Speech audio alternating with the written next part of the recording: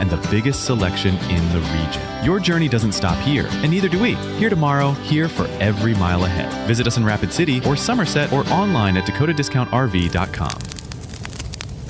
Collins Siding has been the region's premier window siding, door, and gutter installation specialist since 1974. They use only the highest quality materials and never compromise on their workmanship. Collins Siding is licensed, bonded, and their estimates always include labor, materials, and applicable permits and taxes. Collins Siding has been providing top quality service and exceeding high standards for over 45 years, and you can find out how by visiting them at 2016 Cherry Avenue. Collins Siding, 2016 Cherry Avenue, Rapid City. In the past, if you needed auto body repair, you had to get multiple estimates and then try to get your car into a shop for repair. Well, not anymore. In most cases, you can stop by one shop, get your estimate, and schedule your car for a repair. The question now becomes which shop you choose. If you like quality, choose J&J Truck and Auto Body. They have ASE, PPG, and Gold iCar certifications that allow them to offer you a nationwide warranty. And they'll work with your insurance company so you're pleased with the outcome. J&J Truck and Auto Body, 1513 East Philadelphia. New year? How about a new vehicle? Kick off 2026 in a new GMC or Cadillac from Spearfish Motors. New Sierra 1500s with savings up to $6,250. Need some towing power? Sierra HD models are discounted up to $3,000. And if comfort and versatility are on your list, we've got a great selection of Terrain, Acadia, and Yukon ready to go. Start the year with something new. Shop online at spearfishmotors.com or stop by Spearfish Motors today. GMC, we are professional grade. KIMM Rapid City and K294BT Rapid City, the Black Hills Sports Station, 106.7 FM and 1150 AM, Fox Sports Rapid City. The new head coach of the New York Giants introduced today as the leader of the franchise after leaving Baltimore after 18 seasons with the Ravens. To the Ravens, I'd like to extend a profound thank you to Steve and Ozzie for the opportunity, for the guidance that they provided every single day, to all the players and coaches who have been unrelenting brothers all along the way through the years. You did great things. Thanks, guys. While the Giants' vacancy is now filled, the Browns are looking for a head coach. It won't be Mike McDaniel, the former Dolphins head coach. According to the NFL Network, has withdrawn his name from consideration for the gig in Cleveland. He was scheduled to meet with the team tomorrow. Steelers met with Vikings defensive coordinator Brian Flores today, and tomorrow they'll speak with Mike McCarthy. ESPN reports that Knicks guard Jaylen Brown called a players-only meeting last night after their loss to the Mavericks. I'm Dan Beyer. It's time for South Dakota's Sports Talk Show. This is the Nate Brown Show, featuring live callers, great interviews, and thought-provoking sports talk. From the biggest national names to the hottest stories across South Dakota. Welcome to the Nate Brown Show. Here's your host, Nate Brown.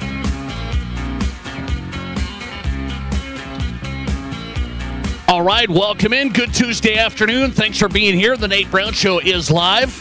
Fox Sports Radio across South Dakota. We call it South Dakota Sports Talk Show. Thought-provoking sports talk across the state on KWSN, Fox Sports Sioux Falls, Fox Sports Rapid City. Welcome in. A big Tuesday. A lot to discuss from high school to college to the pros. Let's get after it.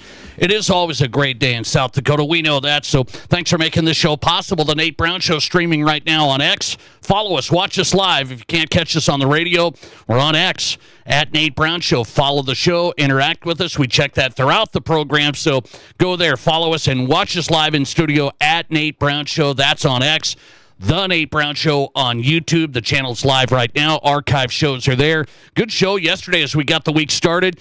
Big night last night with Indiana finishing off the undefeated season. Yesterday, Mike Golick Jr. was in. He picked Indiana to cover. I did not. I thought it would be tight. I finally got another one. I've been hot right now. Got the NFL playoffs right. Got the college football championship right. I said Indiana was going to win. I thought it would be close, and Miami covered that deal last night. Mike Golick Jr. was on last night. Benjamin Albright last night. So you missed yesterday's show, go to the Nate Brown Show podcast. It is up and ready. We are live tonight, ready to go on YouTube, The Nate Brown Show. And finally, Midwest Sports Plus. If you don't have the new high school sports streaming app, get it. Games across South Dakota live right there on Midwest Sports Plus, and this show, South Dakota Sports Talk Show on Midwest Sports Plus. However you're listening or watching, thanks for making us part of your day. Let's go with the Tuesday lineup. It was good yesterday. Let's go. Let's get after it tonight. We're going to go to Gary Sharp tonight, live from Omaha. Gary Sharp, big-time sports broadcaster out of Omaha. There's been some changes with him, but he's the play-by-play man for Omaha basketball, and we're going to talk to Gary about all the things going on. Gary Sharp's coming up, sports broadcaster from Omaha. We'll go to John Bryce, covered the national championship. John Bryce, national college football writer, footballscoop.com, and to the NFL, foxsports.com, national NFL writer Henry McKenna. He is on tap tonight as well. If you want to be part of the program, I invite you on, as always, 605-720-1067. Lock that number in. 605-720-1067. There's our number. It's the Pizza Ranch Studio Hotline, powered by the Pizza Ranch. Locations in Brandon. Outstanding location. Great Fun Zone Arcade. Also at East 10th Street, Sioux Falls. Stop by tonight. Home of everyone's favorite buffet. Your locally owned and operated Pizza Ranch. Hit us on the hotline there. Barron's Wilson text line is open and ready. 605-720-1067. We call it the Barron's Wilson Lister text line, direct text into the show. That's how you can answer a question of the day and possibly win a free buffet to the Pizza Ranch. We give away a buffet a day on the Nate Brown Show, and we're ready to go with a question of the day. 605-720-1067. That's the Barron's Wilson text line. Okay, let me talk about a couple of things today as we start the drive home tonight. So, big deal last night as Indiana wins the title. And you've heard about it today. You've been listening to Fox Sports Radio, we hope. You've heard about it today in the reaction. I want to go a different angle here. I do want to ask you out front the question of the day. So, would Indiana have won last night if we didn't have all these changes in college football? So, it's just a point-blank question to you tonight as you're heading out on this Tuesday. Would Indiana have won last night the college football national championship? We never thought we'd see that. Indiana wasn't even at all good. They were never good. And so would Indiana have won last night without the changes in college football? And what are the two big changes? The transfer portal, so you get instant access to players, and NIL money, you get enough money to pay some of the players. Now, before everybody goes over their skis here, Indiana, when you break things down, they didn't have a bunch of five-star guys lining up last night. So it wasn't like Curt Cignetti just went to the transfer portal and picked five-star, paid him a bunch of money, and then threw that team out there last night. So I think that's what people are missing a little bit. If you break down the inner workings of Indiana football, I'm a college football fan, so I was interested in this. Like, yes, he went out and got Fernando Mendoza from Cal. Mendoza himself was a two-star guy coming out of high school. So if these guys were all huge stars and you just paid them the most money, everybody would say, well, it's just the best team money can buy, and that's how NIL works, and that's how this goes. But we cannot downplay still the changes in college football, right, that allowed a quick turnaround by Cignetti at Indiana. I don't think you can just downplay that they got Fernando Mendoza from Cal and he could play immediately. In the past, what would happen? Well, I'm going to transfer, and you really have to think about it because then you'd have to sit out a year and the whole thing.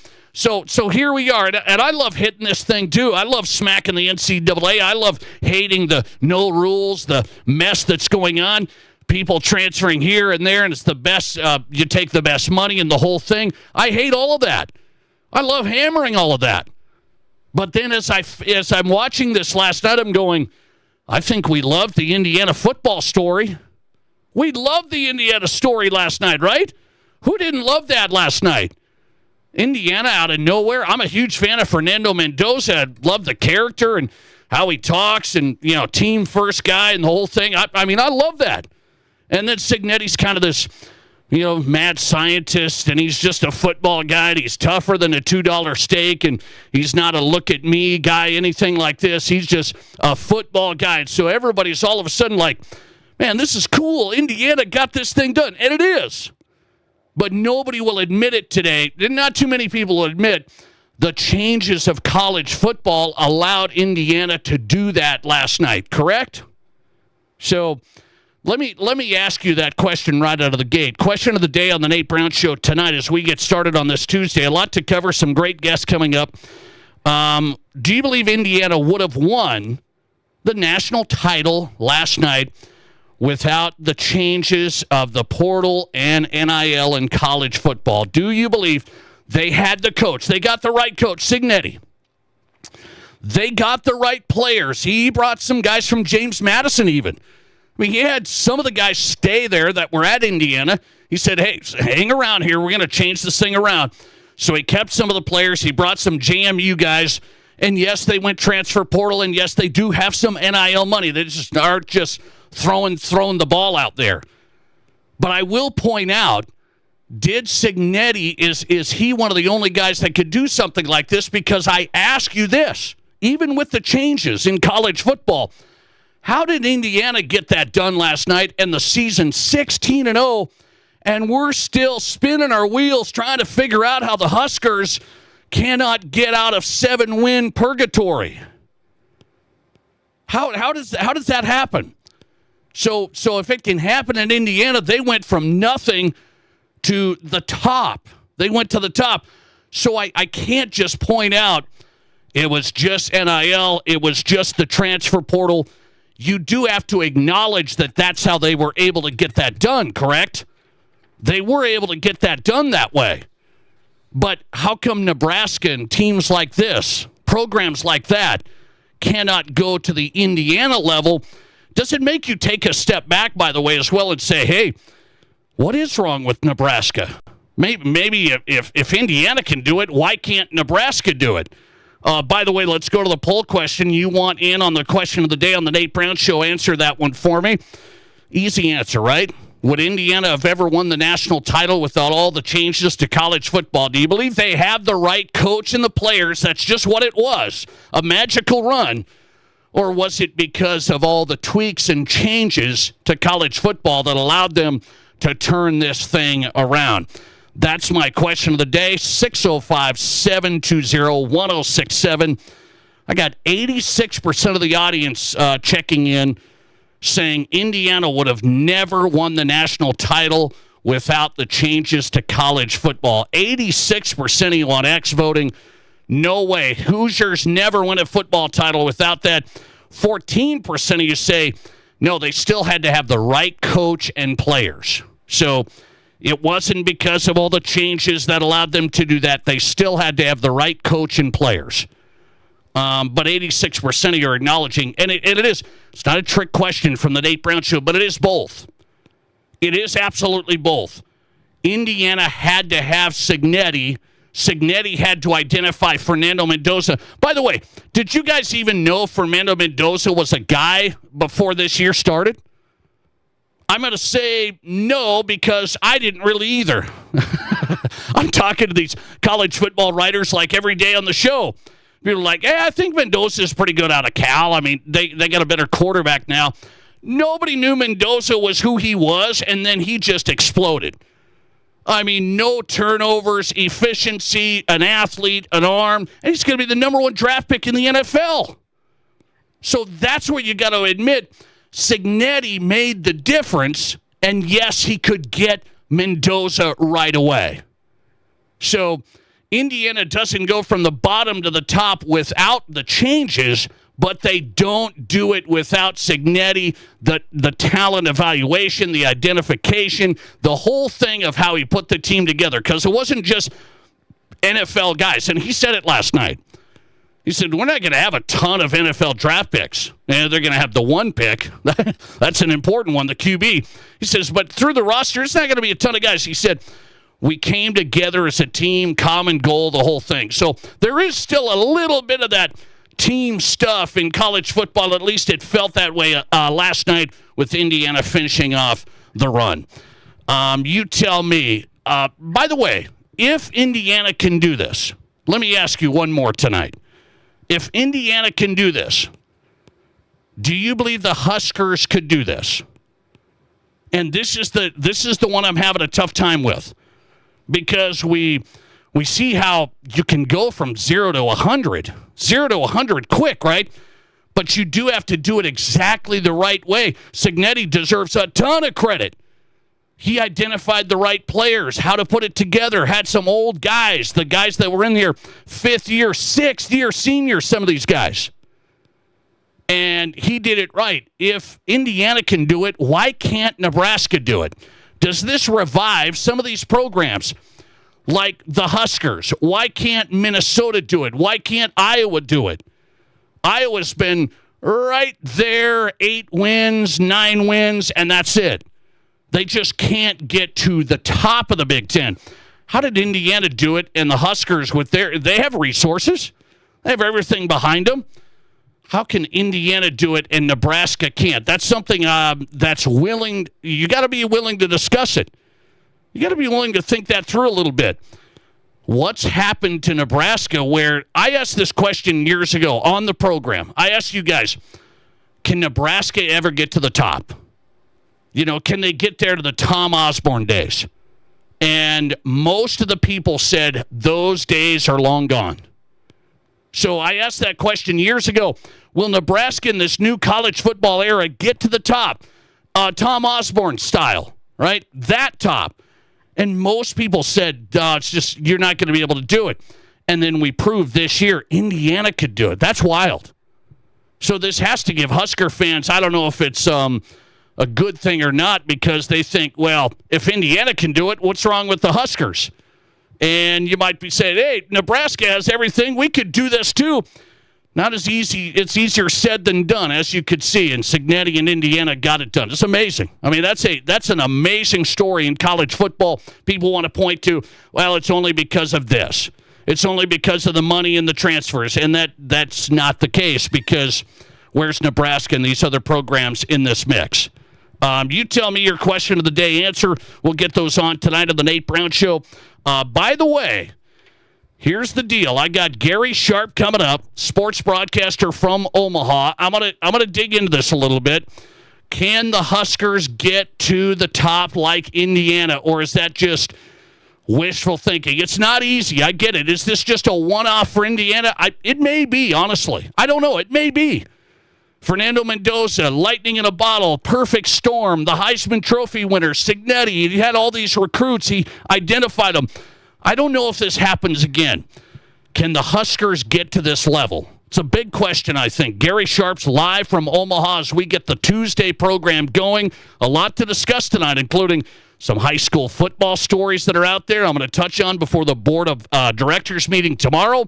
And a big vote in Rapid City's going on today. What does it have to do with sports? We will dig into that. Tuesday show just getting going. Hang on. This is South Dakota's Sports Talk Show. Bag huge savings with Menards 15% off bag sale. Prevent diesel fuel from gelling in colder climates with Howe's Diesel Treat. It cleans and lubricates fuel injectors and is effective to -20 degrees. Get a 64-ounce bottle of Howe's Diesel Treat for $10.99 after you put it in the bag. Now through January 24th. Plus, get 15% off everything you can fit in the bag. See store for complete details. Save big money at Menards. I didn't know anything about radon. I didn't know it's a gas you can't see or smell. I didn't know it's radioactive from decaying uranium deep underground. It can seep through cracks in your foundation and collect in your house. 1 in 15 homes have high levels, and you don't know if yours is one of them unless you have your home tested. And radon? Well, radon is the second leading cause of lung cancer in America. I wish I would have known that. Call Blackburn Foundation Repair for radon testing and mitigation. Shop the Black Hills best selection of used cars, trucks, and SUVs at Danny Mano Rapid Chevrolet. Over 350 used vehicles you can buy with no money down and no payments for 90 days with qualified credit. 12 local and national lenders available and all applications accepted. Choose from GMCs, Rams, Fords, imports, and more. Many late model local trades. Plus used Chevys and GM certified pre-owned. Buyers on site paying top dollar for all trades. See us at Danny Mano Rapid Chevrolet or DannyManoRapidChevrolet.com. Here's your Fox Sports Rapid City forecast. A wind advisory continues. Chance for snow this afternoon, otherwise sunshine mixed with clouds at times. Highs level off around 42. Northwesterly winds 15 to 20 miles per hour. Lows dip down to about 20. Tonight, mainly clear skies. Mainly clear skies. Tomorrow, high temperatures reach up to 36. That's your forecast on the Black Hills Sports Station, Fox Sports Rapid City. Currently, it's 31 degrees. This January, it's Mount Moolah Cadillac Jacks Gaming Resort. All month long, you can secure your claim of over $45,000 in cash and prizes. Join us every Friday and Saturday from 8 p.m. till midnight for drawings and payout cash prizes starting at $300 and piling up to $1,000 at midnight. Be at Cadillac Jacks for the Mount Moolah Grand Prize Drawing, where we'll give away $9,000 in cash and prizes. It's Mount Moolah, only at Cadillac Jacks Gaming Resort in Deadwood. How will your night play out? This is a local voter. She keeps seeing ads, yard signs, opinions. This is too complicated. Then she actually learns what it means. Voting yes does not raise property taxes. It creates a destination with year-round shopping, dining, and entertainment. No surprise tax bill, just smart growth paying for itself. Once that clicks, it feels like an easy yes. Vote yes on January 20th. Paid for by Citizens for Responsible Growth. See for yourself at teamrapidcity.com. This isn't just the sound of a legendary Brunswick pool table. It's the sound of families about to make memories together. And while this may sound like the hum of a spa, listen closely and you'll hear backyard fun for years to come. So while Splash City's guarantee of quality sure sounds good, we know quality time sounds even better. Who wants another burger? Splash City, 1024 West Omaha, across from Connects in Rapid City. Live callers, big-time interviews, and breaking sports news. This is South Dakota's sports talk show, The Nate Brown.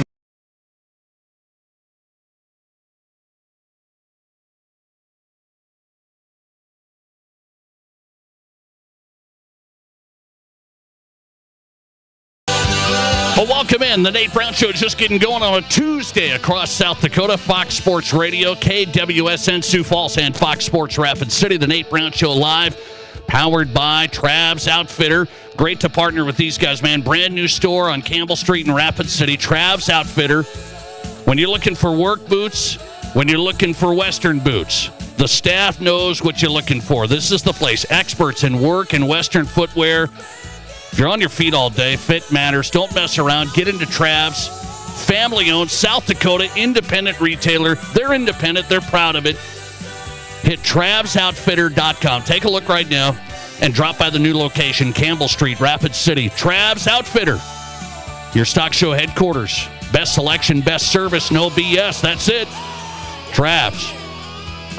Let's go to Gary Sharp. Glad to have him back on. Longtime sports broadcaster. He's the play-by-play man. Omaha basketball. Gary, welcome in. I appreciate it. I've got some questions for you. I'm gonna go to this deal last night. So Indiana goes from 0 to 100. They go from nothing to the top of the mountain. Is this the perfect storm? Signetti identifying Mendoza. Getting fifth, sixth-year guys. They're not a bunch of five-star guys, but just the perfect storm for Indiana football, or is this something that Indiana can do over and over? I think they do it over and over. And Nate, thanks for having me on. I think the thing about Signetti is, and everybody's like, well, why can't you be like Signetti?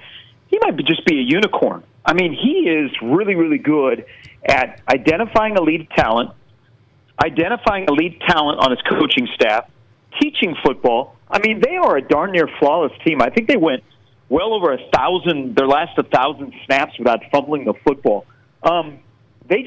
Indiana hit the jackpot at the right time to bring Signetti, who is a really, really good head coach, who had a great blueprint to bring him to Indiana at the time when college football, the gap was shrinking and you had a chance.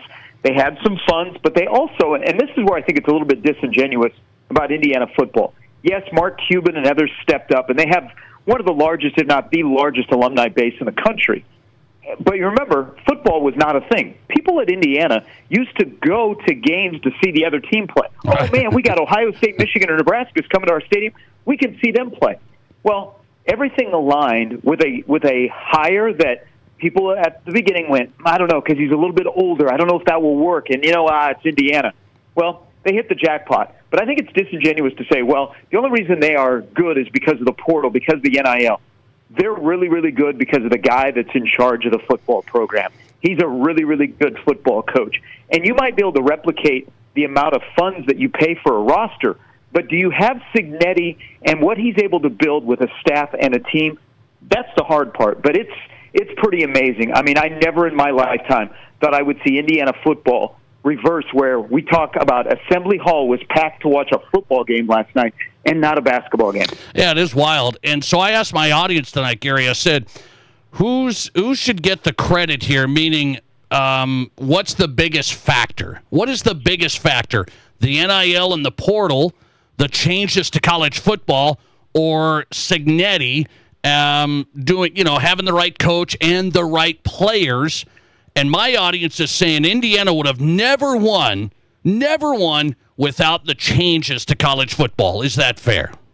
Well, I think the biggest thing, the NIL and the portal are a big thing, of course. You cannot overlook that. You can turn things around quickly with both of those. But let's don't forget, the ability to transfer and not have to sit out has really changed everything. Because the depth that they used to build in the SEC, where they just used to hoard players, now guys don't sit, and they don't want to sit, so they're going to transfer. So that depth is starting to spread out across the country. I think the ability to transfer and not sit out has had such a huge impact on football in bringing more people into the conversation near the top of the sport. And then we've also seen it in basketball, and of course around our area in South Dakota and Nebraska, we see with mid-major programs. But I think everything aligned for Indiana to hit the jackpot. And the thing about it is, Indiana's not going away. Cignetti's got a plan, and they just keep feeding the beast. And look at the amount of players that want to come and play in Bloomington. That's 2-3 years ago, we would have never said that. We would have wondered about their mental capacity. Okay, so this begs the question, and I asked it in my opening monologue. I said, if Indiana can do it, then why can't Nebraska? I offered this question years ago to the audience. I said, can Nebraska ever get back to the Tom Osborne days? And a ton of people said, no, that's over. Well, Indiana just did it. So what's the deal with Nebraska? Well, I think it comes down to coaching. Having alignment from the president, the athletic director, the head coach. They're all on the same page. They treat it like a Fortune 500 company where they realize that that's the front door to your university and how important it is. And they take football very important in Nebraska. Everybody knows the significance. I think it comes down to coaching. You can have the resources. You can put a roster together. You have to have momentum. You have to be attractive to get people. You also have to have a coach that is comfortable with players just coming because they want to make money. Instead of, oh, man, I want to develop relationships and I want to build. Cignetti's found the blueprint to balance both of those. I think at Nebraska, a lot of it's come down to, Nate, and you and I have talked for a long time now about this, is pure and simple on Saturday. Do you have the best coach in position to win those games when you don't have as much talent? You can beat teams that you have more talent than a majority of the time. But when you're facing the upper echelon and you need that little extra kick on the coaching side in-game, do you have that? And Nebraska has proven that consistently they've not had that over the last 10 to 15 years. Voice of Omaha basketball, Gary Sharp, on tonight's sports broadcaster live from Omaha here on the Nate Brown Show, talking Indiana to the top. So the Big Ten now has been at the top. What do you think about this power deal here? Big Ten, SEC. I know these are still the big boys. Is the SEC in a spot where, man, this is here to stay? The Big Ten's here to stay. Well, I think if I'm the SEC, I don't know what my new angle is to help put us back on top, other than, man, we just got to get that special team. And maybe that is Texas next year, because in a lot of polls they're going to be preseason number one, and they're going to have Arch Manning with another year, and so on and so forth. But I think what they have, college football is changing. College football has never been as popular as it is now. Now, the stuff outside of the games, it drives us nuts. But the games are great. We love the games. But I think the popularity of the sport is taking off because more teams have chances, and it's not dominated by the SEC, even though the SEC and the Big Ten go back and forth, and they are the power brokers of the sport. I think what you saw with the shift is, you know what, guys used to stay at home in the South. I used to live in the South. Okay, it's beautiful down there. There's a lot of warm weather. Boy, you want to stay close to home so you can go, so Mama can come see you play. Now those guys are starting to come north to the Big Ten, and then when the NFL says, yeah, you could be a quarterback in the Big Ten, and we're going to draft you number one overall, I mean, the playing field has really leveled out, and the Big Ten, because of Ohio State and Michigan and Oregon joining the league, saying, hey, this is what we got to do. The Rose Bowl isn't the end-all, be-all. The national championship is. And then you get Cignetti. It's forcing other programs to move along at a more rapid pace, which I think helps the Big Ten, and they're not going away. That's 3 teams in 3 years, 3 different teams. I think the SEC, they're going to have to really adjust, but it all comes down to coaching. Is the coaching hires? If you look this offseason in the Big Ten, there is no doubt that the Big Ten upgraded from coaching hires from Penn State to Michigan State. And I don't know that the SEC did the same. Did Indiana make it harder or easier for the Nebraska Huskers to break through? Made it harder because people will say, well, if Indiana can do it, why can't you? Well, that's completely different. You know, that Cignetti's a unicorn. Man, he's just a really good football coach. He has taken something that was not there and turned it into a national championship program, which I think is almost better than what Saban did at Alabama, because at least he inherited some tradition. Yeah. Cignetti inherited, Bob Knight's tradition? They don't play basketball outside. So I think it makes it tougher on the Nebraska, because everybody was saying, if you don't have success, how come you can't be like Cignetti? How come you can't be like Cignetti? Well, I'm not Cignetti. I also, at Nebraska, there's a truth here, Nate. They don't have a Mark Cuban. They don't have that big-time, big booster that can just drop coin wherever they need it. If they say, hey, we got an offensive tackle on the hook for X amount of $1 million, can you help us? And that booster says yes.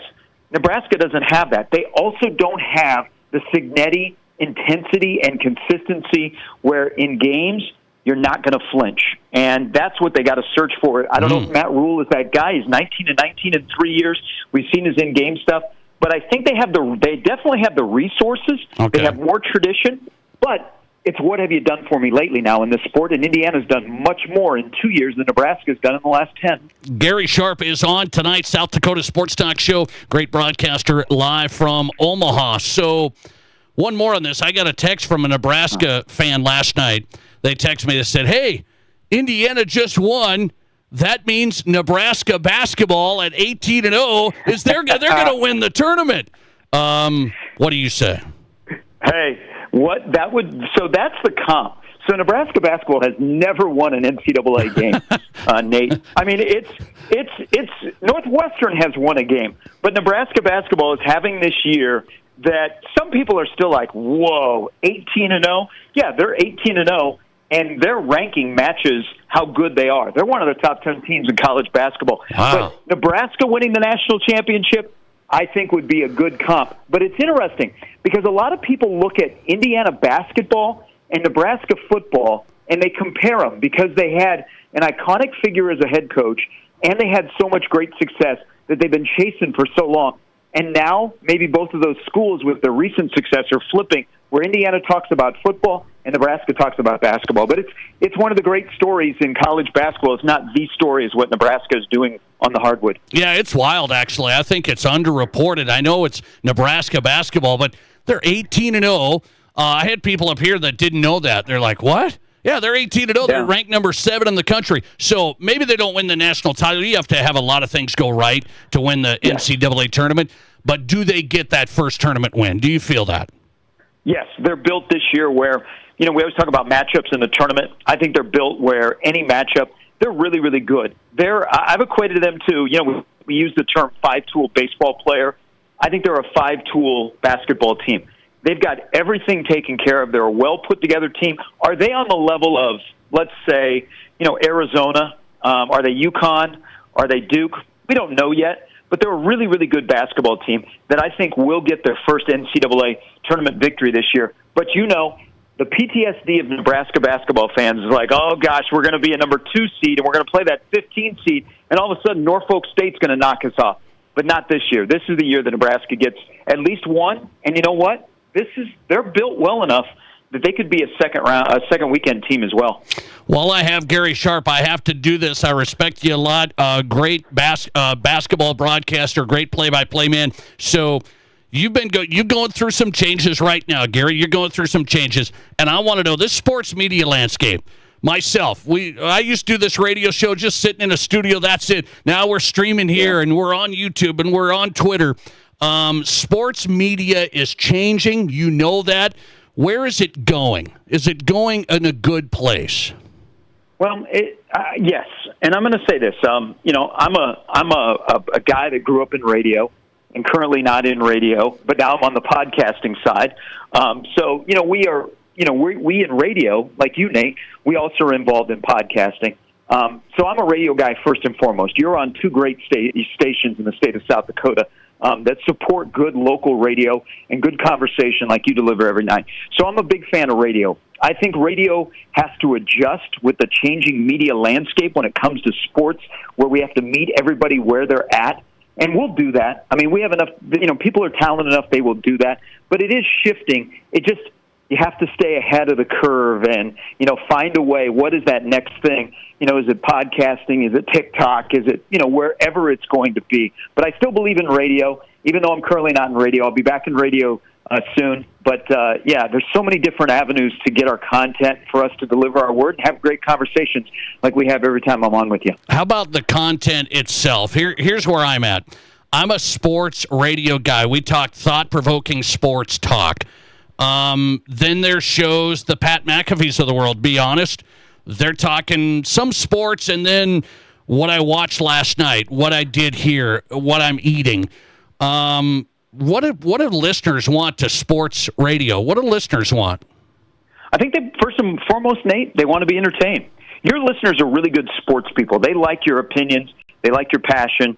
It's the same with my audience.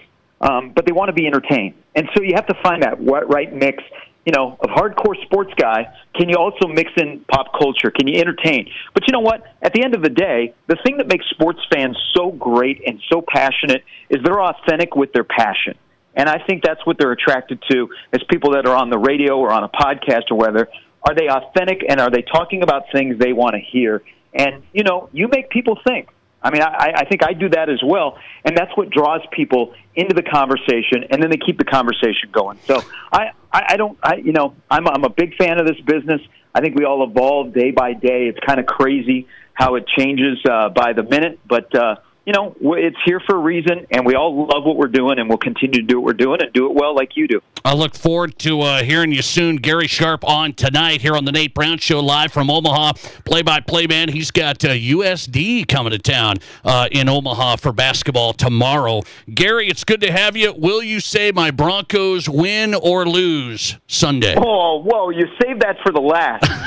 Gosh, you know what? I'm not as down as some people are on Jarrett Stidham starting. Okay. I think they've got a good enough defense, and it's not like the Patriots, the way they beat the Texans. You went, oh, no. I think you should be going out to Santa Clara, my friend. Wow. I love that take. That's the best of the day. Gary, good to have you, man. We'll talk again soon. Thanks. Hey, thank you, my friend. Appreciate it. Gary Sharp on tonight from Omaha, play-by-play man for Nebraska-Omaha basketball. Longtime sports broadcaster. He's going through some changes. Been really good in the sports media business for a long time. Gary, a pro's pro. Looking forward to seeing him back on the air. He's doing some podcasting right now. So good to have Gary Sharp back on live from Omaha. Coming right back. And by the way, he picks my Broncos. I mean, he's right on that. Jarrett Stidham. Why is everybody so nervous about Stidham? His former teammates with the Raiders liked him. He's been with Sparky a long time. He's been in the system. We got more to talk about there, so I'll take a break, all right? John Bryce is coming up, national college football writer from the national championship last night, footballscoop.com. We'll talk to John Bryce next. This is the Nate Brown Show. There's nothing like it. Not for hundreds of miles in any direction. A gathering space for all kinds of people from all kinds of backgrounds. To share, to revel, to stand together and celebrate life's greatest moments.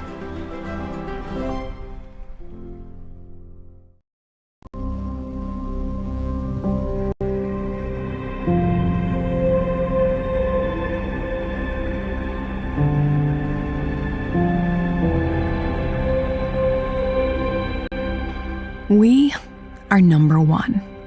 So you can always be their number one. Black Hills Surgical Hospital and Black Hills Orthopedic and Spine Center. The #1 hospital in the nation for major orthopedic surgery. It's your last chance to lock in 2025 pricing on our Acclaim replacement windows and supplementary doors. Get 20% off with no money down, no interest, and no payments for 12 months. Pay nothing till 2027. Plus, get an extra 5% off the entire project if purchased on initial consultation. If you've been thinking about replacing those drafty, outdated doors or windows, now is the time. Call today or visit RVARapidCity.com to book your free estimate.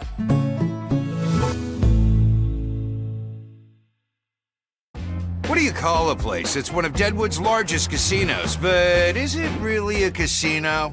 Because you can't decide, should I play or eat or wait? There's a liquor-infused ice cream bar? I mean, you're playing craps one minute, and the next you're looking at a charcuterie board? What even is that? Never mind the gunfight outside. You don't have time for that. You've got espressos to down and games to bet on, and a pub with 48 whiskeys?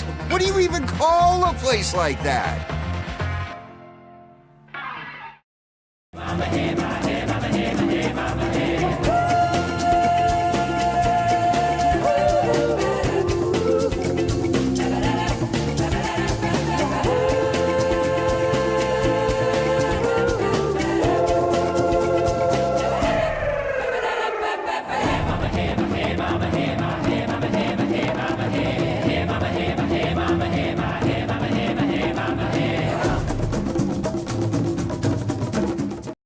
I didn't know anything about radon. I didn't know it's a gas you can't see or smell. I didn't know it's radioactive from decaying uranium deep underground. It can seep through cracks in your foundation and collect in your house. 1 in 15 homes have high levels, and you don't know if yours is one of them unless you have your home tested. And radon? Well, radon is the second leading cause of lung cancer in America. I wish I would have known that. Call Blackburn Foundation Repair for radon testing and mitigation. There are 1 billion credit card transactions around the world every day. That's 11,698 swipes a second. It's easy to forget that behind each one, there's a person, a family, a dream, a connection being made. The Black Hills Federal Credit Union Visa, for members who want to make the most of every transaction. Nate Brown Show, also streaming right now on X. Follow us and watch the show live at Nate Brown Show.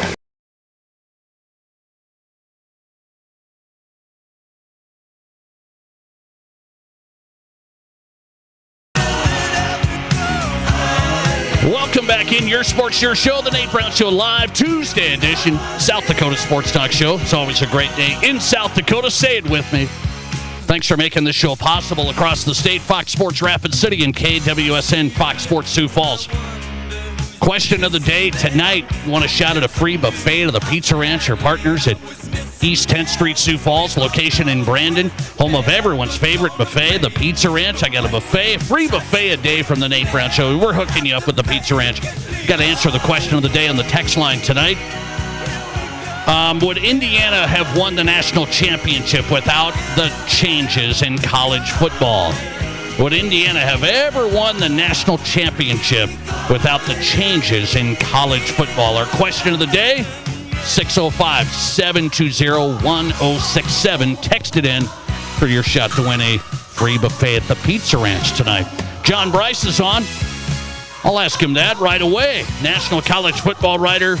Football season's in the books. Footballscoop.com, never done. They'll be right there. All the stuff you want to hear, coaching changes, all the news in college football, footballscoop.com. John, welcome in. How are you? Great, Nate. How are you, my friend? Doing good, man. So I said it's a question of the day that's interesting because I said it's both. I think the Indiana had to have the right coach, the right players. I think Cignetti did a great job of that. It wasn't just a bunch of five-star guys they paid millions of dollars. But I also believe that the portal, the NIL, that had to allow Indiana to make this happen last night. Which way would you side on how that got done last night?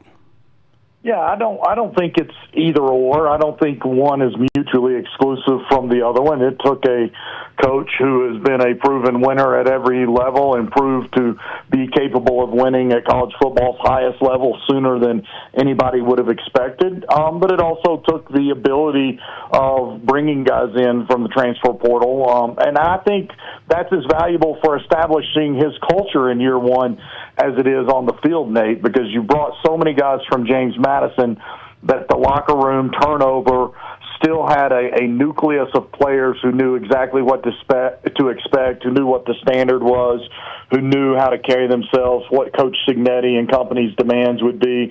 So I do think it's a combination of both, but also I would note that in about 3 months when we're watching the NFL draft, we'll see that the most talented team did not win last night, but the better team, the better coached team, the better prepared and the more disciplined team won last night. Yeah, that's what's interesting is Cignetti said, I had the best team here. Not all of my guys are going to be getting drafted here, but we had the best guys together.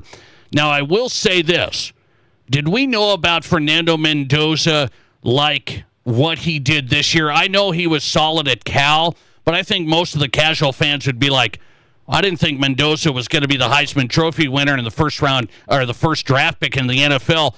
Did we know Mendoza was this good, or is that the ultimate pickup by Cignetti?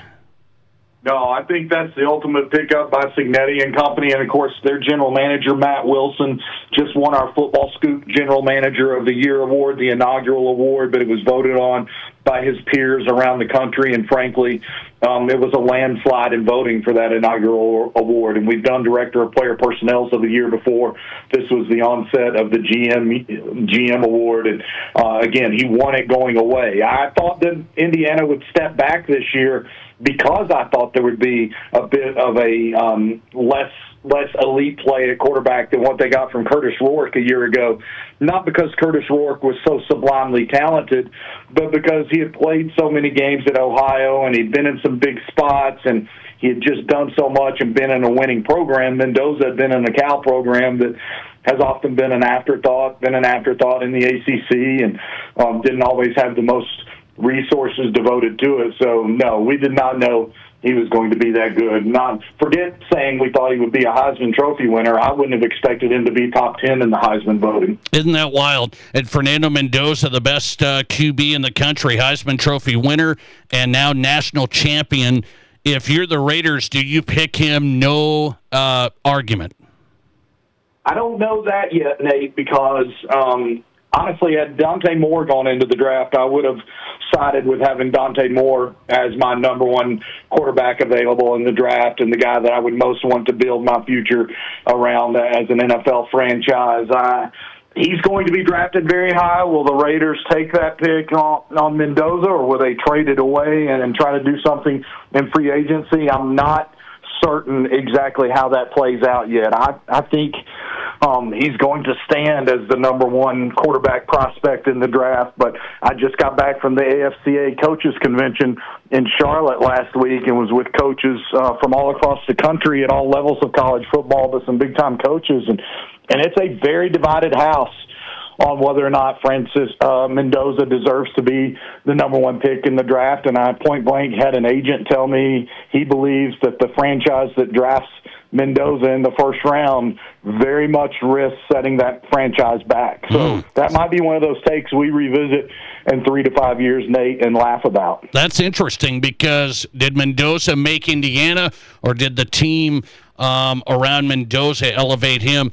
That's an interesting one. I love his character. I love his leadership. I love the intangibles. I'm a Mendoza fan. John Bryson tonight, footballscoop.com, national college football writer. So everybody's asking, John, can other teams do this like Indiana? I just had Gary Sharp on from Nebraska. He's covered the Huskers forever.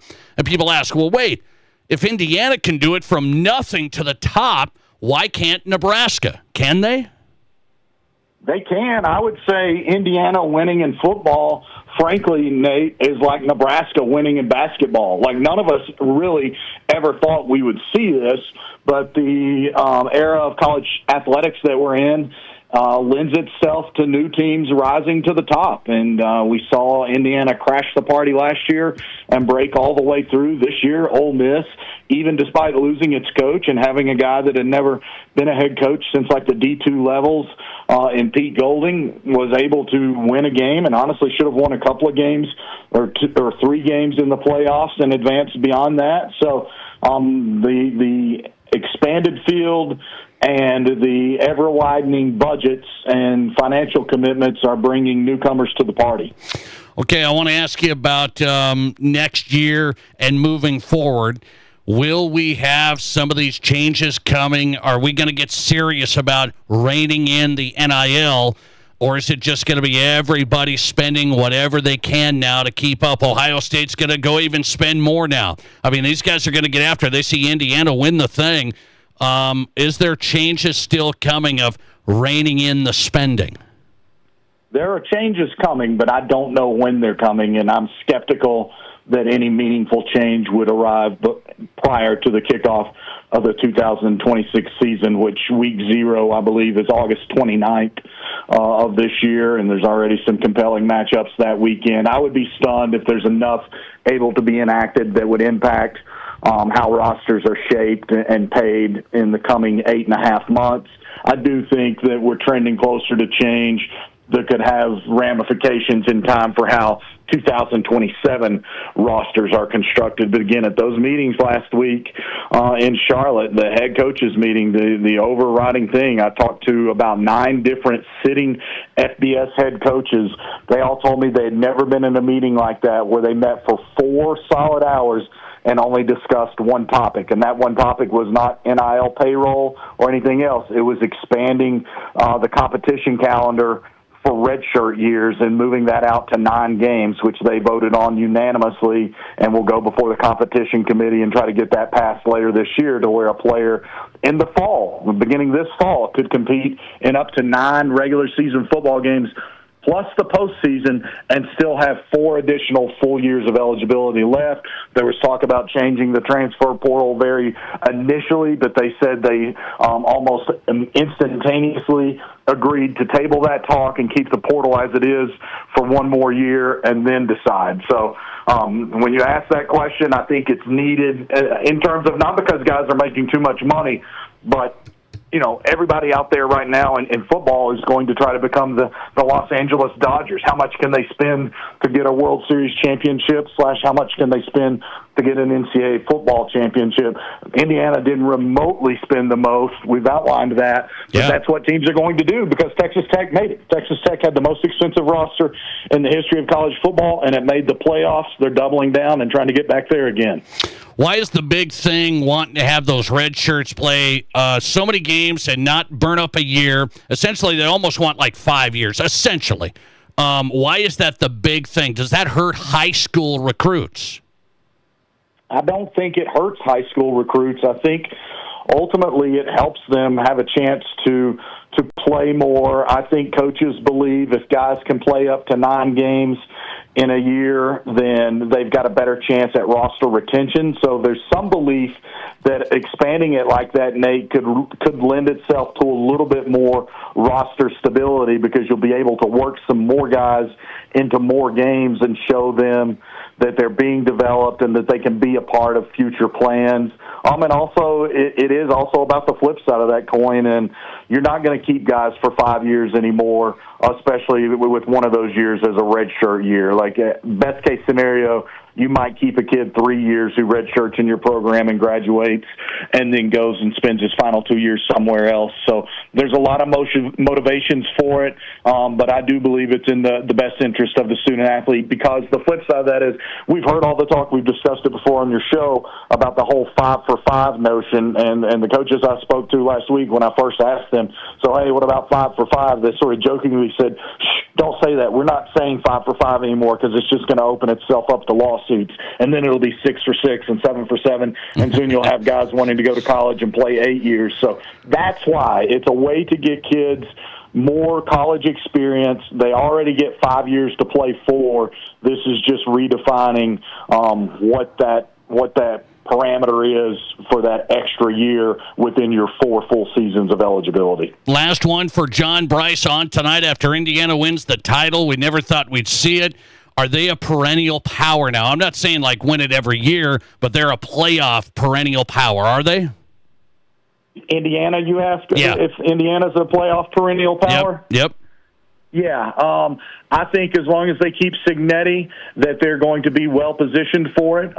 Especially, I think we'll get to 16 teams in the playoffs sooner rather than later. I don't, from the sounds of things, believe it's going to pass this week. There's still an outside shot, but as of today, it does not look good. But we'll get to 16 in the next few years. That's only going to help. I don't like the proposal for a 24-team playoff. I think that's too many. I think that waters down the regular season. But as long as Indiana keeps Signetti, he's not going to be able to keep his coordinators forever.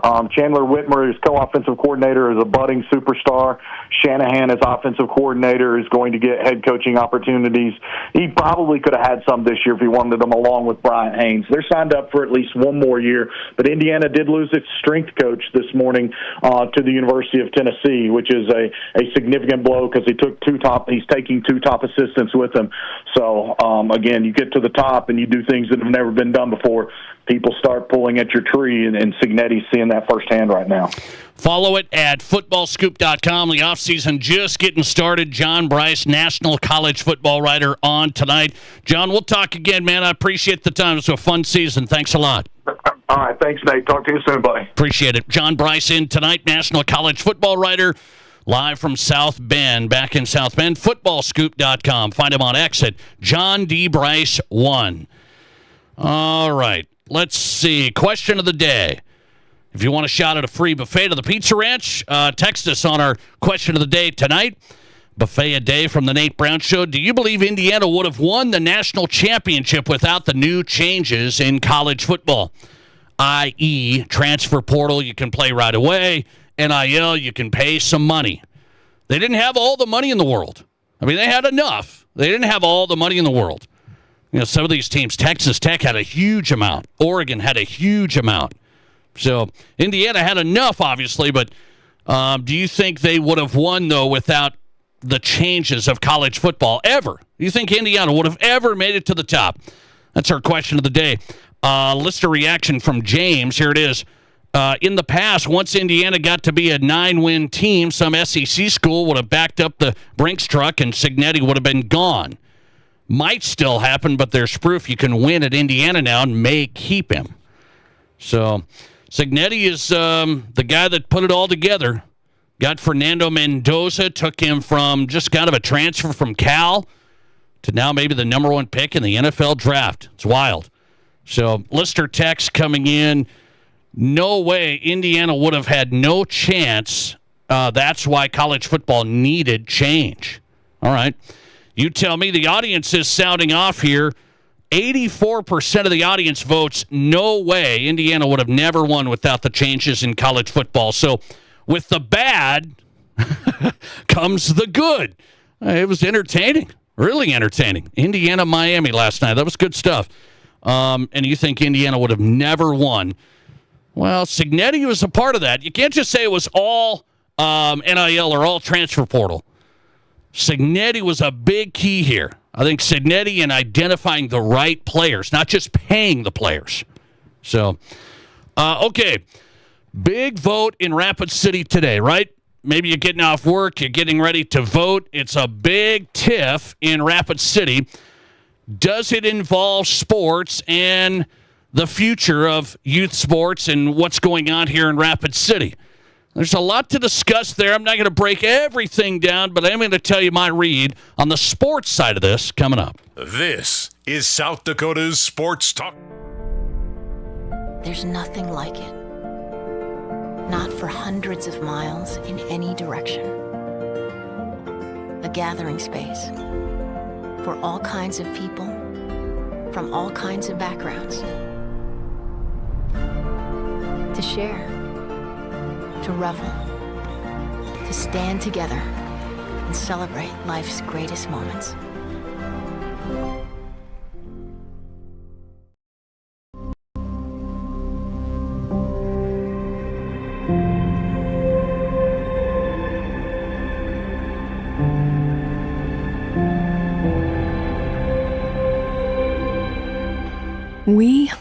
are number one. So you can always be their number one. Black Hills Surgical Hospital and Black Hills Orthopedic and Spine Center.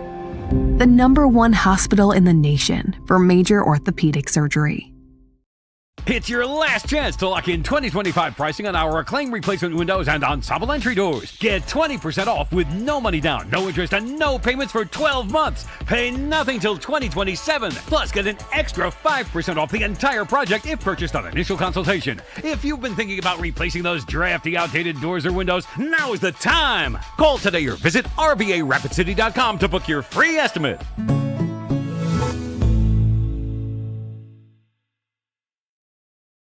What do you call a place that's one of Deadwood's largest casinos, but is it really a casino? Because you can't decide, should I play or eat or wait, there's a liquor-infused ice cream bar? I mean, you're playing craps one minute and the next you're looking at a charcuterie board? What even is that? Never mind the gunfight outside, you don't have time for that. You've got espressos to down and games to bet on and a pub with 48 whiskeys? What do you even call a place like that?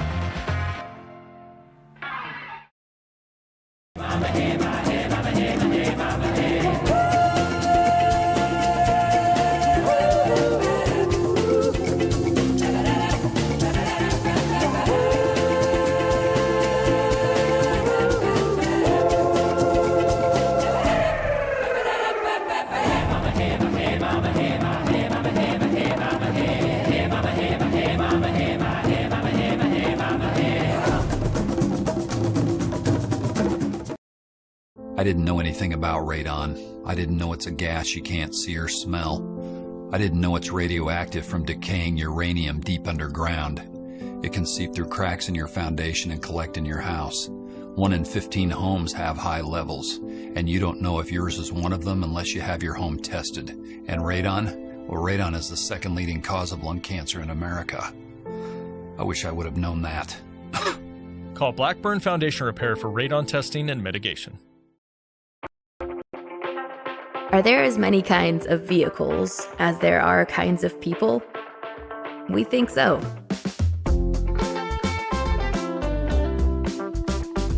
At Black Hills Federal Credit Union, we help all kinds of people come together with all kinds of vehicles.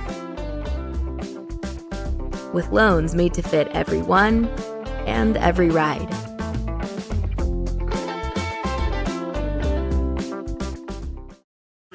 This is South Dakota's sports talk show, The Nate Brown Show.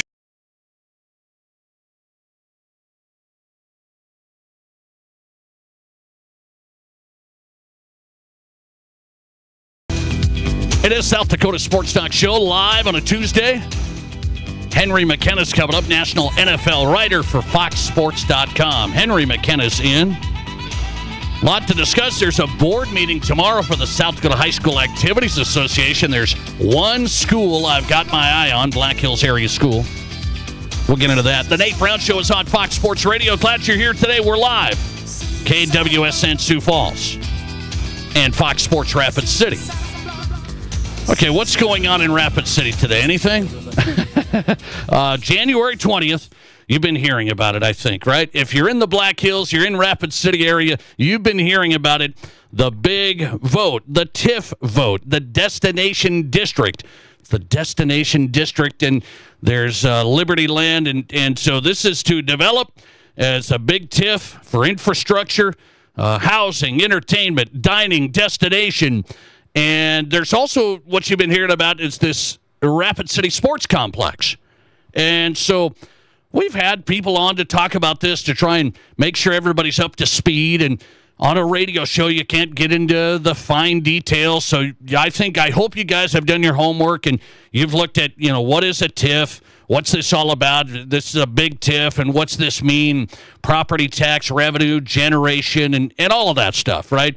So this is going to come down to, it's kind of like, well, do we want, something big here and you're going to have an opportunity to, there's this business and that, and do we want to give an advantage to try and get that started, right? You got to give a, pro-business and say, well, businesses, they've used TIFs like this.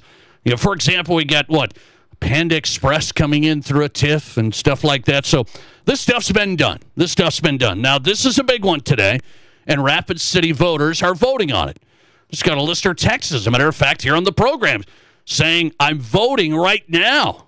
Well, what's that? You got the Nate Brown Show on right now in the voting booth? Hang on a second. But let me just tell you about the sports complex. Like, what's this all mean? I will tell you this. I absolutely believe, whether you're going to vote for this TIF, the destination district, which is attached to the roads, the infrastructure that would lead to the Rapid City Sports Complex, okay? This isn't like saying, well, I'm absolutely voting for the TIF to vote for the sports complex, but they are tied together. How much? The amount is $10 million of infrastructure for the upcoming sports complex, okay? So they're trying to get this new sports complex done in Rapid City. Land is donated. Okay, there's the hotel tax that's going to help fund this, and then there's more funding that would be needed if the TIF for the destination district goes down today. Then there would be more funding that would be needed. They say $10 million of actually like roads, infrastructure to help the sports complex get off the ground. So this is just the initial work that has to be done. So I'll just tell you that from my standpoint, on the sports complex, Rapid City needs a sports complex. Yes, I am biased. I am fully biased. Because I'm sitting here tonight. You can't find indoor space for sports. I mean, it's like, you got to fight for this stuff. This is like the Hunger Games out there. I mean, you got to fight for this.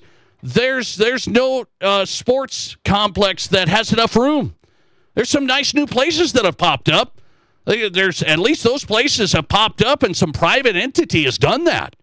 So I appreciate that, because otherwise we're in big trouble.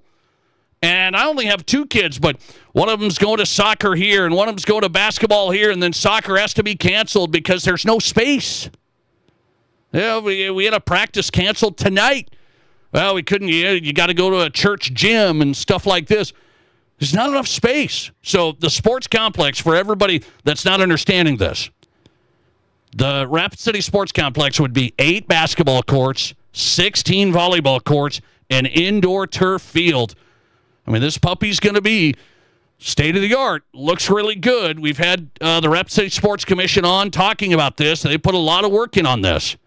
And so whether you're saying, well, what's this all mean, destination district, and is this going to be imperative for the sports complex? They're connected. I do believe they want to get the sports complex off the ground, and this would help that. And there is a lot of other stuff behind, right? There's a lot of other stuff in the destination district, and that's what people, I think, are arguing about. I think people are saying, well, sports complex, I think Rapid City needs it. Well, I'm here to tell you, Rapid City needs an indoor sports complex, and I think that's the smart play. Not more outdoor fields or more turf fields or things like this. You got to have some indoor stuff for the cold months to get tourism here and actually make an economic impact. Get new events, get new tournaments, have space for our youth, have space for our community. How about a community use of this?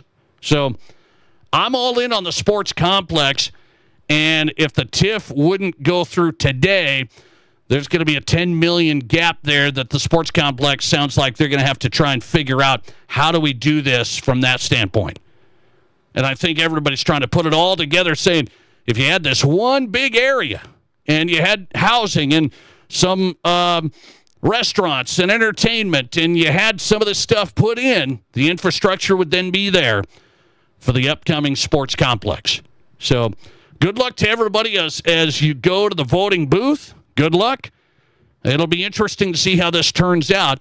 And I'm excited myself. The Rapid City Sports Complex, I think it's a smart play, indoor facility to try and drive economic impact, to get more people to the Black Hills, to spend money with our local businesses. And I am pro-business. Good luck to everybody. We'll see where this sports complex lands as the TIF vote happens today.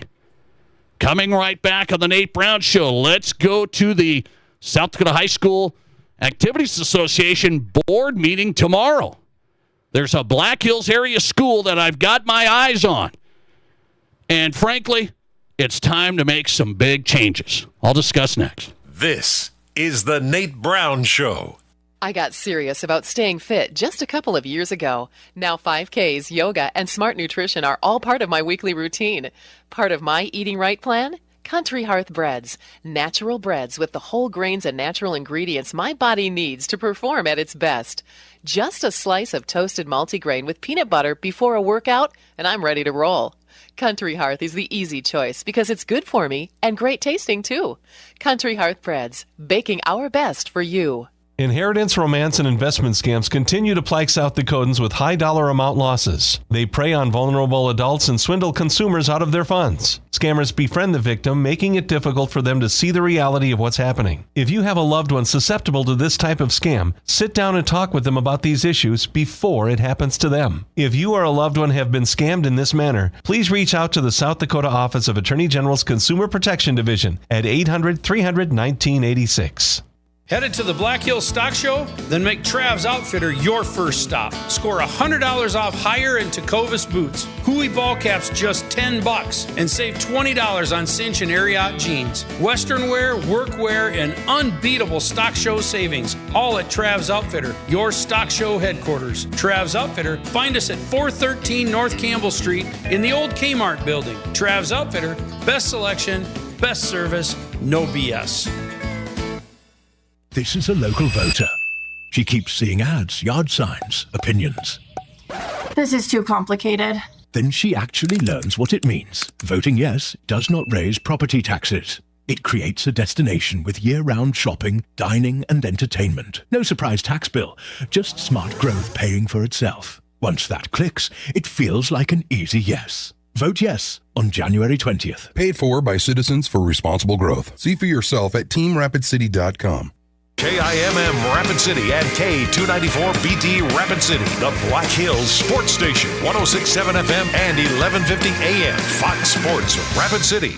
Mr. Liquor in Rapid City would like to thank their customers for making last year an overwhelming success. Know that in 2026, Mr. Liquor will continue to provide the area's best selection of wine, spirits, and ice-cold beer with unmatched customer service. Look for even more exclusive Mr. Liquor barrel picks and rare allocated bourbons in the coming months. Plus, check out their Facebook page for monthly savings specials on your favorite brands. Thanks again for your business from Mr. Liquor South off Catron next to Walmart and Mr. Liquor West on the corner of West Chicago and Sturgis Road in Rapid City.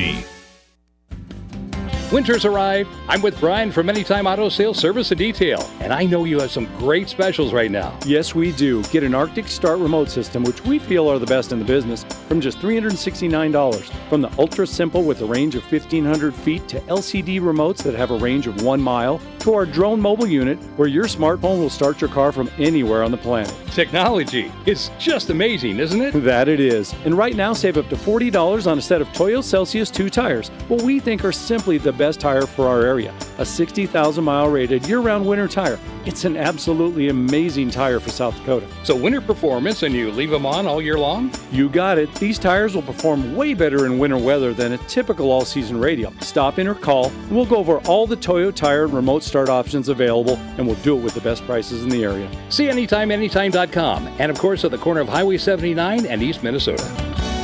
Anytime Auto Sales. One more time. This is the Nate Brown Show. From the biggest national names to the hottest stories across South Dakota. Welcome to the Nate Brown Show. Here's your host, Nate Brown. Welcome back in. Let's get it going tonight. Second hour ready to go. South Dakota Sports Talk Show live on Fox Sports Radio. Thanks for making this show possible. We appreciate you, no doubt. The Nate Brown Show is powered by Black Hills Federal Credit Union, my family's banking partner. I have their mobile app. I'm telling you, you just got to make the switch. Whoever you're with, BHFCU is the way to go. Great rates, whether you're looking at vehicles, home improvement, business. The rates are outstanding. The personal service is great. Best in technology by far. Go to bhfcu.com. Start there. Become a member. I'm glad I switched from my last bank. That's my family's partner now, BHFCU.com. Locations across South Dakota from the Black Hills to Sioux Falls. Start there, BHFCU.com. Make the switch. I know you're like, oh, I got to switch everything over. It's worth it. Take advantage of all the things they can do for you. I'm a member, and makes a big difference. BHFCU.com. Coming up, Henry McKenna, national NFL writer. Good to have Henry tonight, FoxSports.com. We'll get into the AFC Championship, NFC Championship. I love it. I already had one endorsement for my Broncos tonight from Gary Sharp from Omaha. He said the Broncos make their way to the Super Bowl. And that's from Gary Sharp, a Kansas City Chiefs fan. So that's a beauty. We'll get into that. Henry McKenna, NFL writer, FoxSports.com. And then news out of the University of Wyoming. I want to touch on this because I think it maybe goes bigger than just the University of Wyoming. We'll get to that when it comes to college athletics and state support. So we'll get to that. Hang on. Let me get to this. First, 605-720-1067 is our number. That's the Pizza Ranch Studio Hotline. Want to join the conversation? You can do that there. 605-720-1067. Same number for the Barron's Wilson text line. 605-720-1067. The Barron's Wilson text line always open. And our question of the day for a free buffet to the Pizza Ranch. Would Indiana have won the national championship last night without the changes in college football? Do you believe Indiana would have still made it to the national championship level without the changes in college football? You tell me your answer. We'll throw you in the drawing for a free buffet to the Pizza Ranch. Okay, high school sports fans, let's listen up. High school football fans, here we go. So if you've listened to the show, you know I've had a lot of discussions about some of the football programs in South Dakota that need to make some changes. And I've always wondered, well, how can football programs get better? Everybody on social media across the state always tells me, teams just need to get better. I love it. We've been over this for the last 3 years. How do you do that when you don't have players? The roster is thinning out. You get beat every game. Not just beat, but blasted.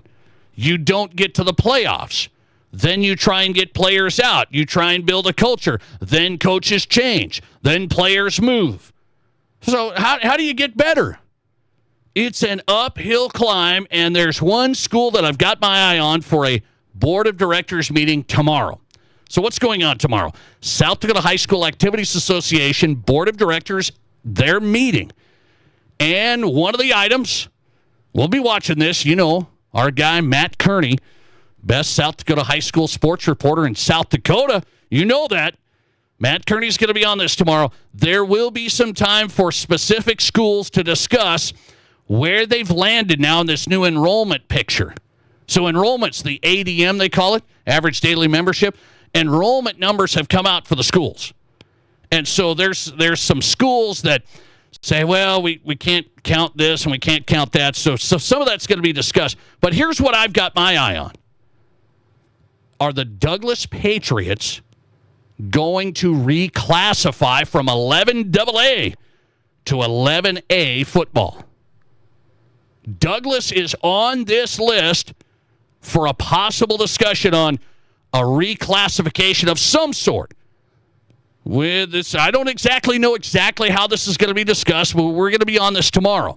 And so we'll come back on the program tomorrow. But you think about Douglas football. I've been pleading, saying, man, I want those kids to have a good experience. I want that program to get some numbers and get competitive. Coach Magic out there years ago kind of had it going. It was still a struggle, but he kind of had it going. And it's time for Douglas. This is an easy one. I hope that they do go to the board meeting tomorrow and the board of directors takes a look at this and says, we can let Douglas reclassify down a class to 11A. Because let me tell you the 3 reasons. This is easy now. I don't have to go on a long tangent.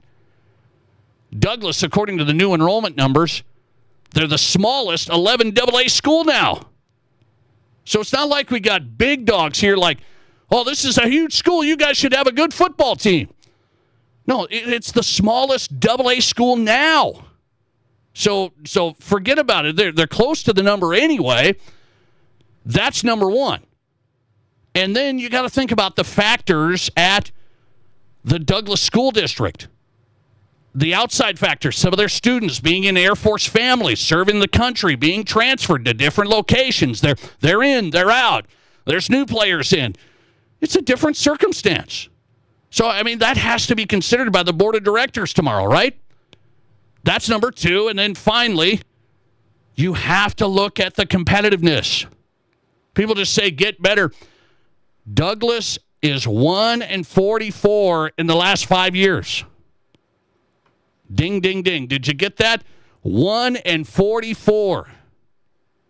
And everybody still was talking, well, if they move down, you move teams down, I don't know, they might beat everybody. Let's not mess around tomorrow. So there's my deal tomorrow. Let's see what happens. Douglas is on the list. Possible reclassification discussion. I don't know if they're just going to talk about their enrollment numbers and, kids here or kids there and not counting towards the official enrollment. I don't know if that's it. I hope it is. We would like to go to 11A. And I hope people realize, smallest AA school now, the outside factors of being in the Air Force, serving the country, having to be transferred. It's a tough deal to build a consistent from middle school on up. And they're 1-44, and we're worried they're going to beat 11A teams. Is Douglas closer to Watertown, or are they closer to Belfouche? Anybody? I mean, it's an easy one. That's an easy one. Tomorrow, board of directors meeting. Will Douglas finally get the chance and approval to maybe go down a class? I really, really hope so.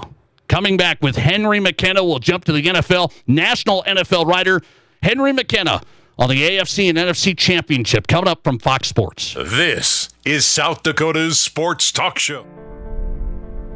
There's nothing like it. Not for hundreds of miles in any direction. A gathering space for all kinds of people from all kinds of backgrounds.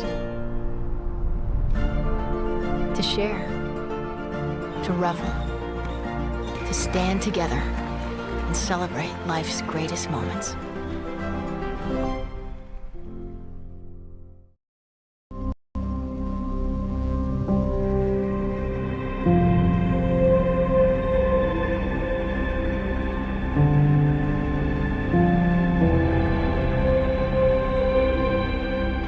We are number one.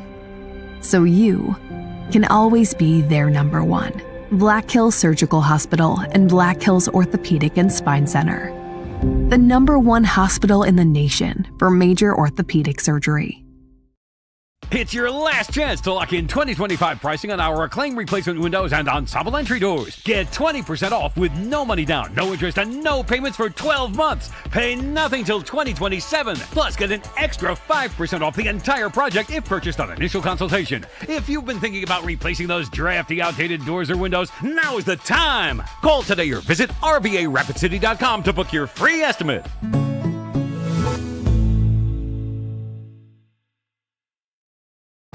What do you call a place that's one of Deadwood's largest casinos, but is it really a casino? Because you can't decide, should I play or eat or wait, there's a liquor-infused ice cream bar? I mean, you're playing craps one minute and the next you're looking at a charcuterie board? What even is that? Never mind the gunfight outside, you don't have time for that. You've got espressos to down and games to bet on and a pub with 48 whiskeys? What do you even call a place like that?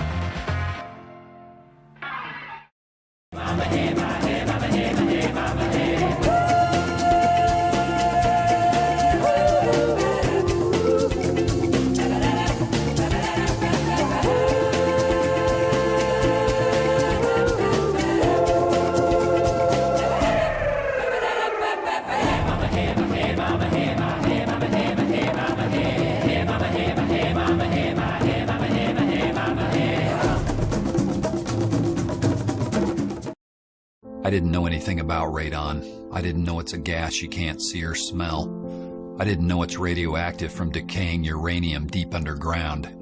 It can seep through cracks in your foundation and collect in your house. 1 in 15 homes have high levels, and you don't know if yours is one of them unless you have your home tested. And radon? Well, radon is the second leading cause of lung cancer in America. I wish I would have known that. Call Blackburn Foundation Repair for radon testing and mitigation. There are 1 billion credit card transactions around the world every day. That's 11,698 swipes a second. It's easy to forget that behind each one, there's a person, a family, a dream, a connection being made. The Black Hills Federal Credit Union Visa, for members who want to make the most of every transaction. From high school to college to the pros, from Rapid City to Sioux Falls, the Nate Brown Show is South Dakota's sports talk.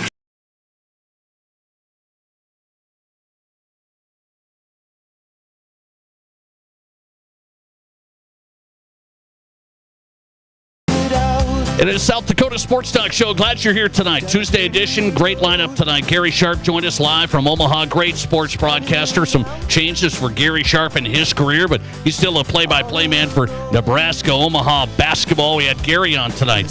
John Bryce was in from Football Scoop talking college football. If you missed parts of the show, go to the Nate Brown Show podcast. Every show, every guest right there on demand. Apple, Spotify, Amazon. Search The Nate Brown Show. And every show is right there, including this one. We are live on Fox Sports Radio, KWSN Sioux Falls, and Fox Sports Rapid City. Henry McKenna's in tonight, national NFL writer, foxsports.com. He's on X. Follow him if you're not, at Henry C. McKenna. That's where you'll find him. Henry, welcome in. How are you? I'm good. Thanks for having me. It's playoff season. Nothing better than this, right? Let's go. I'm ready. Sunday, Championship Sunday. I'm going to get to that. I want your take on the matchup, but I want to go to this first. Sean McDermott fired by the Bills. I saw you put out a stat on X and said there was a lot of come-from-behind victories against the Bills. They were up, and then they gave it up. And I want to ask you, was it just time for the Bills to move on? People are debating, and some of the Bills players haven't been too happy about it. What's the real read on McDermott and his tenure? Yeah, my read on it is that it was time. I know Buffalo fans are upset, and I think they were upset to start, and the thing that added injury to insult was that the Bills promoted Brandon Beane as a sort of second move following McDermott's dismissal. And so I think given that those two were a package deal that came in together essentially 1 year apart, but McDermott helped bring Beane aboard, both coming from Carolina. I think ultimately it felt like they were a package deal. They were, in lockstep, all the way through the years until these last few. And that's when the tension sort of started to arise, where McDermott started to feel, I think, and you could see it, in the way that he was speaking with the media about personnel and other teams' personnel, whether it's defensive linemen or whether it was receivers, that, he wasn't quite getting the quality of players that he should have been getting. And Beane ultimately, I think, took offense to that and had a closer relationship with the owner than McDermott did. And one guy sort of won the power struggle and the other lost, and that meant McDermott gone and Beane stayed. We'll see whether the Bills made the right decision, I think, in the years to come in terms of personnel, but, and player personnel, that is. But I do think ultimately moving on, whether keeping Beane or not, it was the right decision, we'll see. But I do think McDermott going, regardless of the sort of theatrics around Beane, McDermott got, six chances with Josh Allen in his prime, and he got 9 seasons now. 8 seasons with Allen, 9 seasons total, and then like what I'm calling Josh Allen's prime, 6 seasons of that, right? So that's a pretty solid tenure. He had 2 AFC championships to show for it. He changed the culture around football in Buffalo. These are all significant accomplishments. That you should win a Super Bowl with Josh Allen as your quarterback. It's kind of that simple. Unfortunately, it's a bottom line business. And for all of his accomplishments, for all that he did, he didn't do kind of the one thing that was a necessity to keep your job at this point. And so, given that Josh Allen is such a physical player, and then he compares so naturally to Cam Newton, and that he's going to be 30 to start next football season, there's a ticking clock. I won't call it a ticking time bomb, but definitely a ticking clock on Josh Allen's career. And I think you just worry that if you keep, doing the same thing over and over again and expecting a different result, you're just enacting madness. So I think they should hire an offensive coach. I think they should try and get somebody to try and smooth out the kinks in Allen's game that cropped back up this year, and that was turnovers and inconsistency, bad decision-making, all the stuff that we used to say he'd grown out of. He kind of grew back into it. And go get a receiver. Go get a wide receiver one and a true threat. So I think that's kind of the shift that's coming for Buffalo. Do you think the only thing that would have saved McDermott is getting to the Super Bowl? I mean, did he have to get there? That would have been safe? I think it's pretty hard to fire a coach if they make it to the AFC Championship game. And I think ultimately, had they made the AFC Championship game, that's probably what saves his job, because that's such an accomplishment unto itself. I can't even think of historically. I'd have to talk to our research department, like how many coaches have gotten fired after making it to the conference title game. Probably like none, maybe one or two. So that probably would have held off his position for at least one more year. And then they reopen the discussion at the end of next year. But no, I do kind of think this is for the best, and I really think an offensive coach, Brian Daboll. I really like Clint Kubiak in Seattle. There's a few, not a ton, but there's a few names of offensive coaches that are sort of on the rise or well established that could be good fits in Buffalo. Henry McKenna joining us tonight, NFL writer, FoxSports.com for his work. I want to jump into before the championship Sunday. I just saw this from Robert Kraft saying for the upcoming offseason, NFL priorities. I just saw this. Going to 18 games, 2 preseason, and having an international game for every team. What do you think of that? Well, I'm glad you brought that to my attention. I was putting the kids down when that came out. So 18 game schedule is inevitable. That's just what's going to happen, whether we like it or not. I don't like it. I think it's a bad idea. I think it dilutes the sport. I think it's bad for players. It's bad for player health. We're going to see so many injuries. We're going to see such fractured game plans and lineups throughout the season, more so than we already see. But the NFL owners don't really care about that because people are going to keep watching, and fantasy football rolls on, and now betting rolls on, and so people will continue to tune in. And so the 18-game schedule works.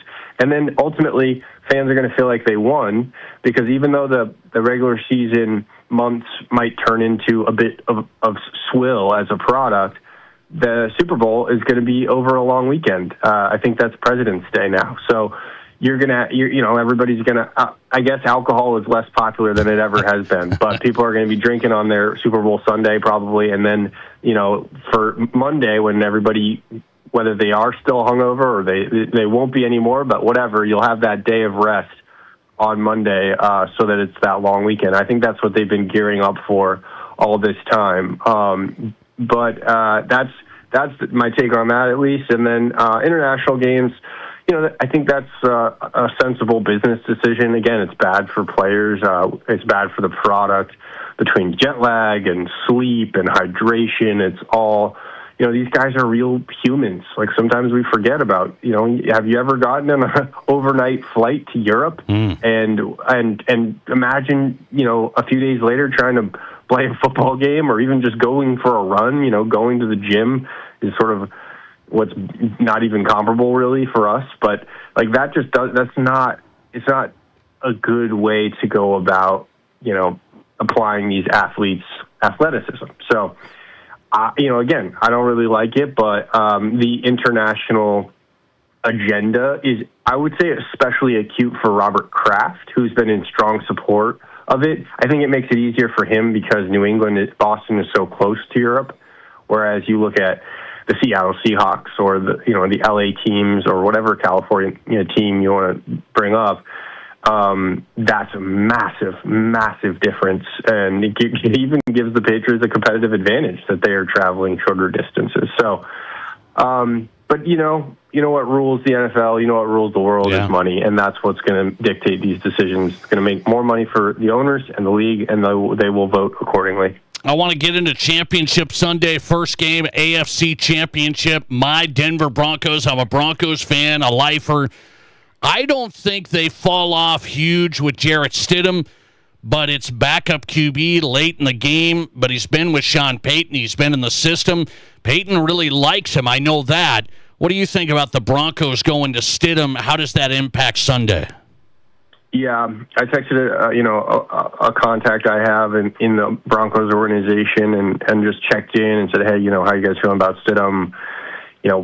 Would you ever consider another option? Is this the guy? And they said 100% confident in Stidham. Like, that's who we're going with. So, they're really happy with where he is as a backup. Now the problem, I'd say, is that there's basically two coaches that Stidham's ever played for, and it's Josh McDaniels and Sean Payton. So you can bet Josh McDaniels, who is running the Patriots offense these days, yet again, is going to pull out his notes from the days of coaching him and developing Stidham. And in fact, the Patriot. I was on the phone with McDaniels just last week, and McDaniels was telling me there's this computer archive. I mean, it makes perfect sense, but there's this computer archive of every Patriots game and practice ever played for as long as they've recorded them, and he can pull up the all 22 of Tom Brady, Mac Jones, Drake May, Matt Castle, and guess who? Jarrett Stidham. So. They're going to have as immense amounts of information as it can get about preparing for this quarterback. I think that's really tough for him because of what this Patriots has done in the last 2 weeks. Like, when I tell you, Nate, that this Patriots defense has transformed, it's hard to explain just how good they've gone. They were a very good defense. They are playing as the best defense in the NFL. We saw that 4 interceptions from C.J. Stroud. The guy looked like he didn't know what he was doing. Everybody chalked up Justin Herbert's performance as yet another playoff performance. Oh, he doesn't know how to handle tough situations. No, the Chargers' offensive players went up to Patriots players after the game. They said, we had no idea what we were looking at on your defense. We didn't know what coverage you were in on any of those plays. That's how good the disguises are. You just don't hear stories like that. Like, guys don't share that. That's significant. That's the level the Patriots are playing at. So that's why I'm nervous for Stidham. Like, I think in most other situations, given Sean Payton's system, given the supporting cast he'll have there, like, I would like Stidham a whole lot more. I just have some reservations with this matchup. Okay, I want to ask you about the other side. Drake May, great season. Here's his first 2 playoff games. 58% completion percentage, 6 fumbles, 3 of those lost. And he hasn't played, really well. What do you think about May against the Broncos defense? No, you're exactly right. He's super susceptible, I think, right now to holding on too long to the football.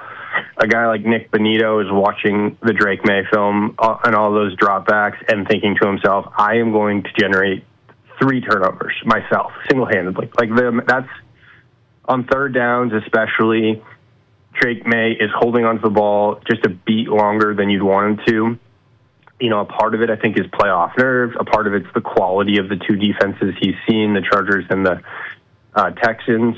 But ultimately, it's the bottom line is, every defense is going to be really good in the playoffs, and the Broncos are absolutely no exception. Not only are they a great defense, but all of a sudden they got hot in terms of takeaways last week. So, you see Drake May drop back, and you think, or if you're a Broncos fan, heck yeah, right? Because all of a sudden he's got the that half second longer of playoff level processing that's difficult, and that half second is going to be enough for Nick Bonito to get home on May and strip the football. So, I think that's a that's a good matchup, I think, for the Broncos defense.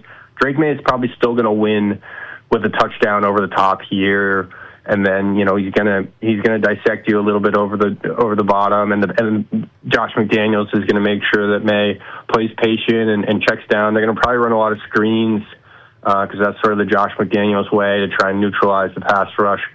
But I still think it's a winnable matchup for Denver. Broncos, Patriots coming up in Denver Sunday. The Patriots were 5-point favorites last check. Henry McKenna on tonight before I let him run. FoxSports.com, national NFL writer. Go to the NFC side. Seattle Rams, they know each other well. Who has the edge right now?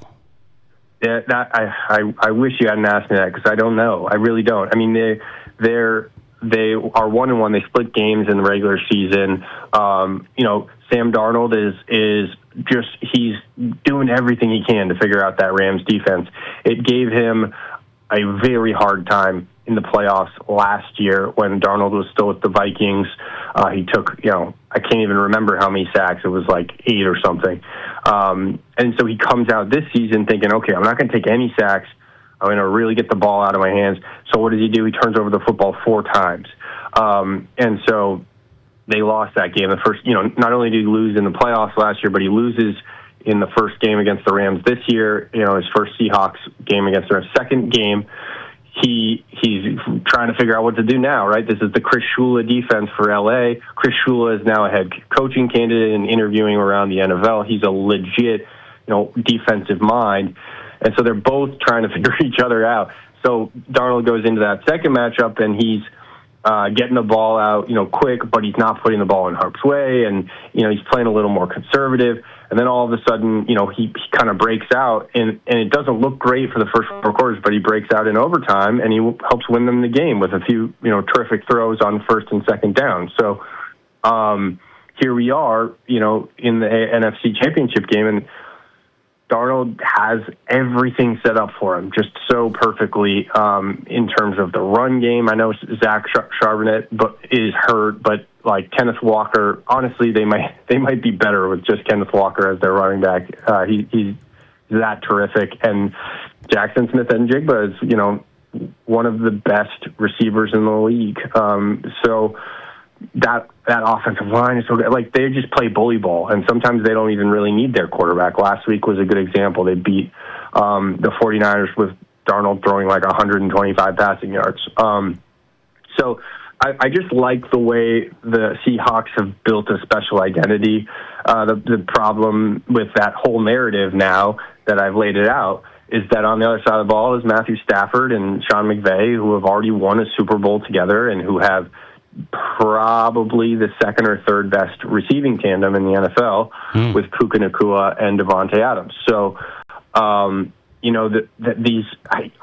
don't even think it will be that high scoring of a game because the Seahawks defense is so good. The Rams defense is so clutch.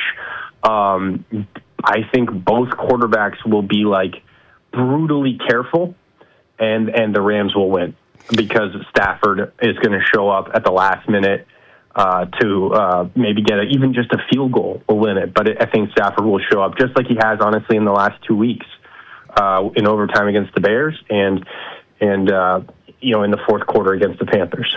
Henry McKenna on tonight. Follow him if you're not. Henry C. McKenna is on X, and his work is at FoxSports.com. National NFL writer with the preview of Sunday. Can't get here soon enough. Henry, I appreciate you, man. Thanks a lot.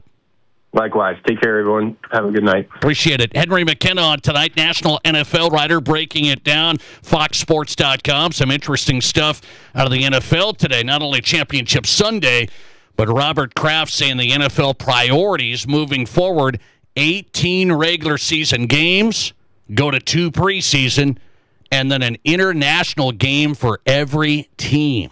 International game for every team. Priorities of the NFL. We'll get into that later. All right.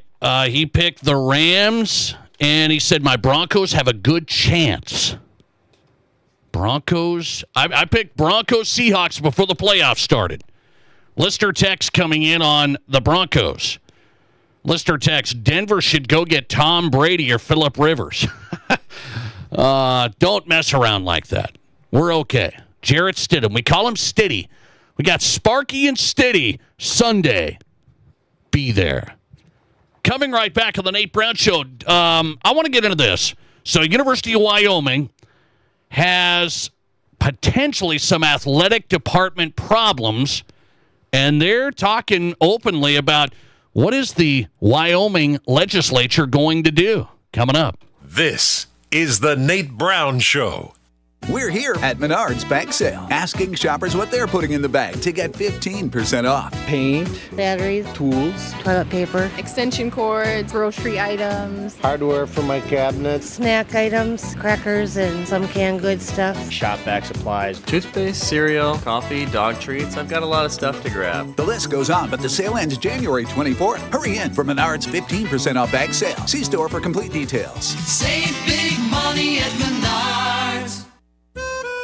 Could there be a better name? Auto Value Parts Stores. They aren't just about air fresheners or fuzzy dice.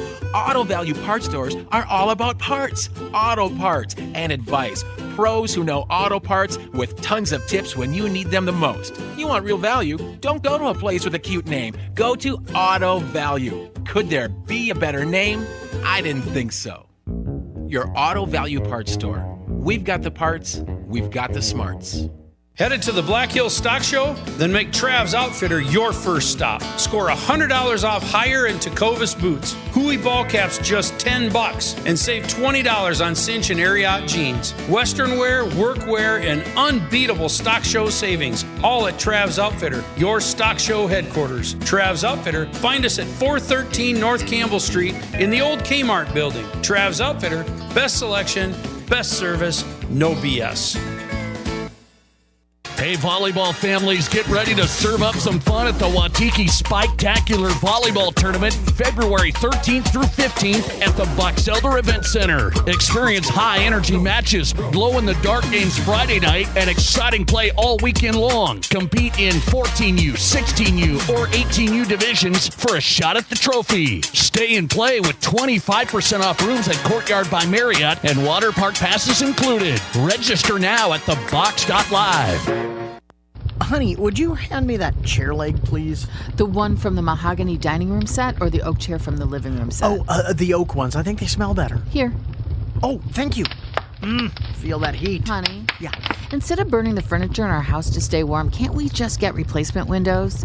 Honey, we've been through this. Those window companies subcontract the work out, and once they get started, well, good luck seeing them again. Not if we use Renewal by Andersen. They only do windows, no subcontractors. Plus, they use certified master installers. All they're going to do is go to a home repair store and pick something off the rack. Heck, I can do that. Oh, hand me that coffee tabletop, please. No, they have in-home consultations, and they're 100% custom. Plus, they're energy efficient, low maintenance, and we won't have to burn any of our own furniture. Okay, I'll call in the morning. In the meantime, do you still have that makeup table you had as a kid? I mean, it's all solid. For a perfect fit, call 605-341-7831. Renewal by Andersen of South Dakota. If you're in the market for a vehicle right now, you probably have noticed it's sometimes hard to find the right one. That's where Summit Automotive Group steps in. Stacy and Matt and their staff working hard to get a great selection of pre-owned vehicles at affordable prices. At Summit Automotive, they have a different outlook on selling you a vehicle. You'll experience stress-free shopping, friendly, honest service with no high-pressure sales gimmicks. Before you buy, drop by East Highway 44, summitautogrp.com. This is the Nate Brown Show, also streaming live on YouTube. Subscribe to the Nate Brown Show on YouTube.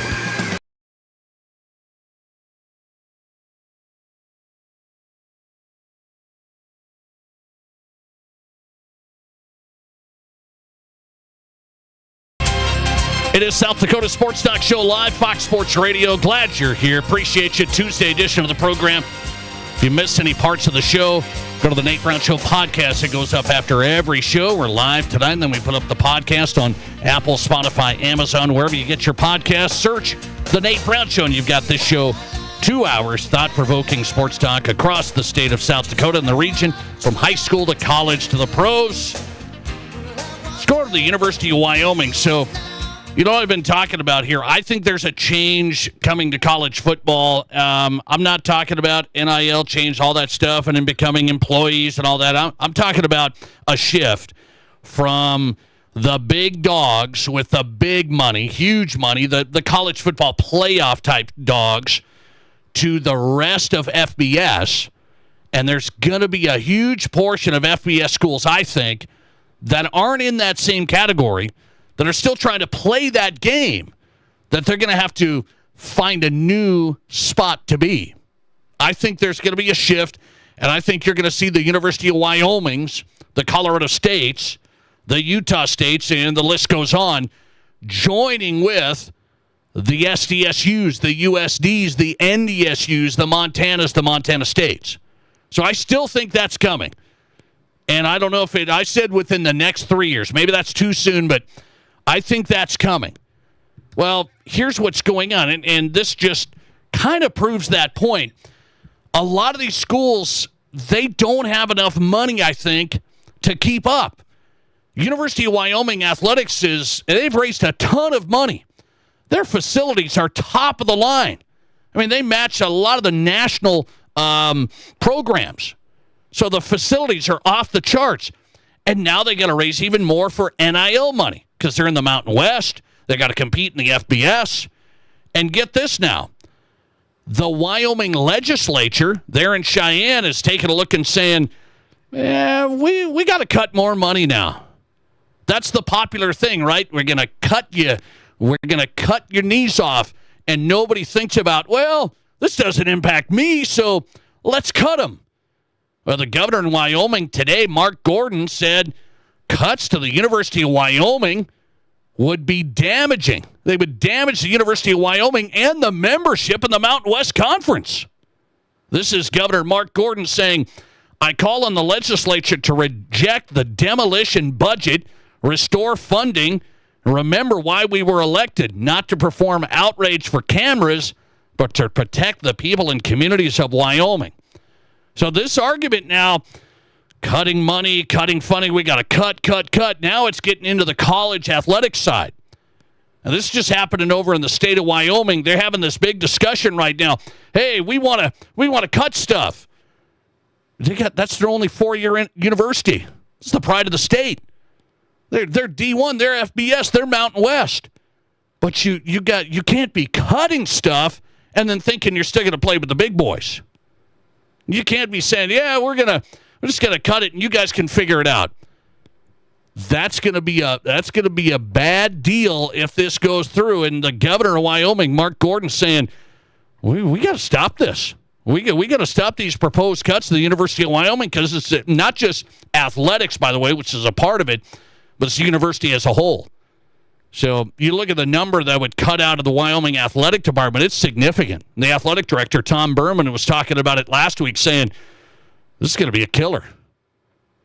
So we're getting into this area where there's universities that have to raise money, that have to have state support, whether that's South Dakota State or USD. I know everybody, too, is like, well, how are they using our money? Maybe we should audit them and stuff. Have fun. If you guys want to play real stuff and have a front porch of an institution that like South Dakota State, athletics is the ticket. Everybody wants to cut this, cut that. You better make sure your athletic department's doing well because otherwise nobody cares. Hate to tell you. It's the front porch of the institution, and Wyoming's at the forefront now going, man, we're big. We're Mountain West. We're good. Cut them. See what happens. Coming right back with who's hot and who's not. ChatGPT. Don't you love it? They predicted that Indiana would win the national championship this year. That's scary. Who did the ChatGPT predict for college football national title next year? And by the way, Oz the Mentalist, you know this guy? He does all the magic tricks with the sports teams. Before the season, he visited the Rams. And he predicted who was going to be in the Super Bowl. You're not going to believe it. Coming up. This is South Dakota's Sports Talk Show. Yeah, can I get the taco burger value combo? $15. That's a value? It's a $10 burger, man. I know it's a taco and a burger, but come on.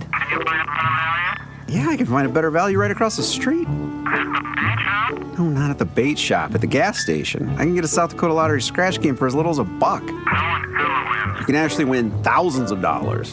Almost enough to eat here. Good fun. Must be 18 to play. Please play responsibly. How do you make a buffet day even better? Make it a play day. The Pizza Ranch and Fun Zone Arcade is your place for good food and good times. Won the big game? Make it a play day. Aced your test? Make it a play day.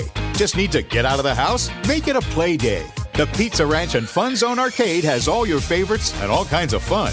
So bring your family, bring your friends, bring your team. For good food and good times, make it a buffet day and a play day at the Pizza Ranch and Fun Zone Arcade. Being in business has its rewards as well as its challenges. It means being the first one in the door in the morning and turning off the lights when you leave at night. Your business is unique, and you need a bank that understands your needs. You deserve the best. You need a financial partner that is invested in your success. You need Pioneer Bank and Trust. Don't settle. Pioneer. Pioneer Bank and Trust. Local. Pioneer Bank and Trust. Member FDIC. Here's your Fox Sports Rapid City forecast. A wind advisory continues until 6 p.m. tonight. Lows dip down to about 20 tonight under mainly clear skies. Winds out of the northwest 10 to 15 miles per hour. Lots of sunshine tomorrow. Highs level off around 36. Mainly clear skies tomorrow night. Lows dip down to about 11. That's your forecast on the Black Hills Sports Station, Fox Sports Rapid City. Currently 26.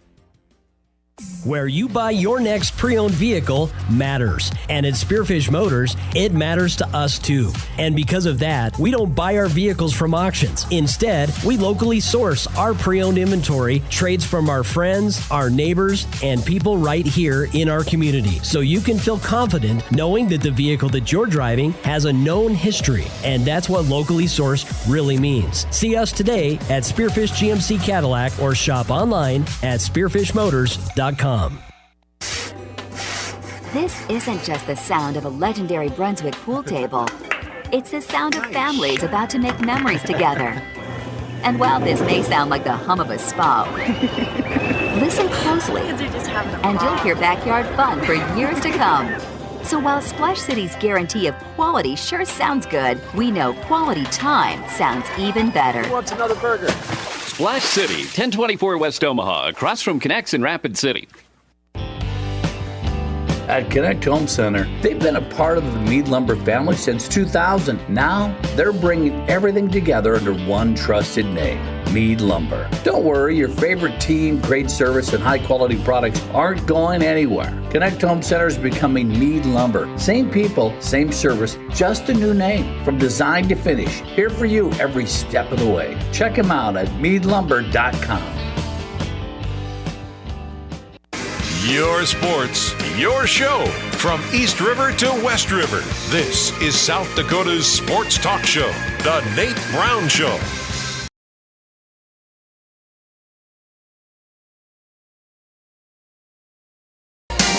All right, let's do this. Who's hot and who's not? Brought to you by the Pizza Ranch, East 10th Street, Sioux Falls tonight. Drop by the location in Brandon. Great Pizza Ranch locations, home of everyone's favorite buffet. Locally owned and operated Pizza Ranch. Who's hot and who's not on the Nate Brown Show? Let's do this here. Let's have a little fun. Who's hot category going to ChatGPT prediction of college football. I don't like it. I don't like ChatGPT. I don't like AI. It's scary stuff. But they predicted Indiana would win the national championship. So that's quite something, right? Who do you think ChatGPT predicted next year? The University of Michigan. The Wolverines. From the problem off the field to the national championship? Good luck with that, ChatGPT. You know what? Colorado's predicted to win in 2043. Who else is on here? Colorado State in 2068? Good luck. Good luck. In our Pizza Ranch Who's Not category tonight, Oz the Mentalist. You know him? He does all the magic tricks and the prediction stuff. He met with the Rams before the season started. Who did he predict in the Super Bowl? the Rams and the Broncos. And he picks the Rams to win. That's why Oz the Mentalist is in my Who's Not tonight. He picks the Rams before the season started, 23-14. Back tomorrow on the Nate Brown Show. See ya. Inheritance, romance, and investment scams continue to plague South Dakotans with high dollar amount losses.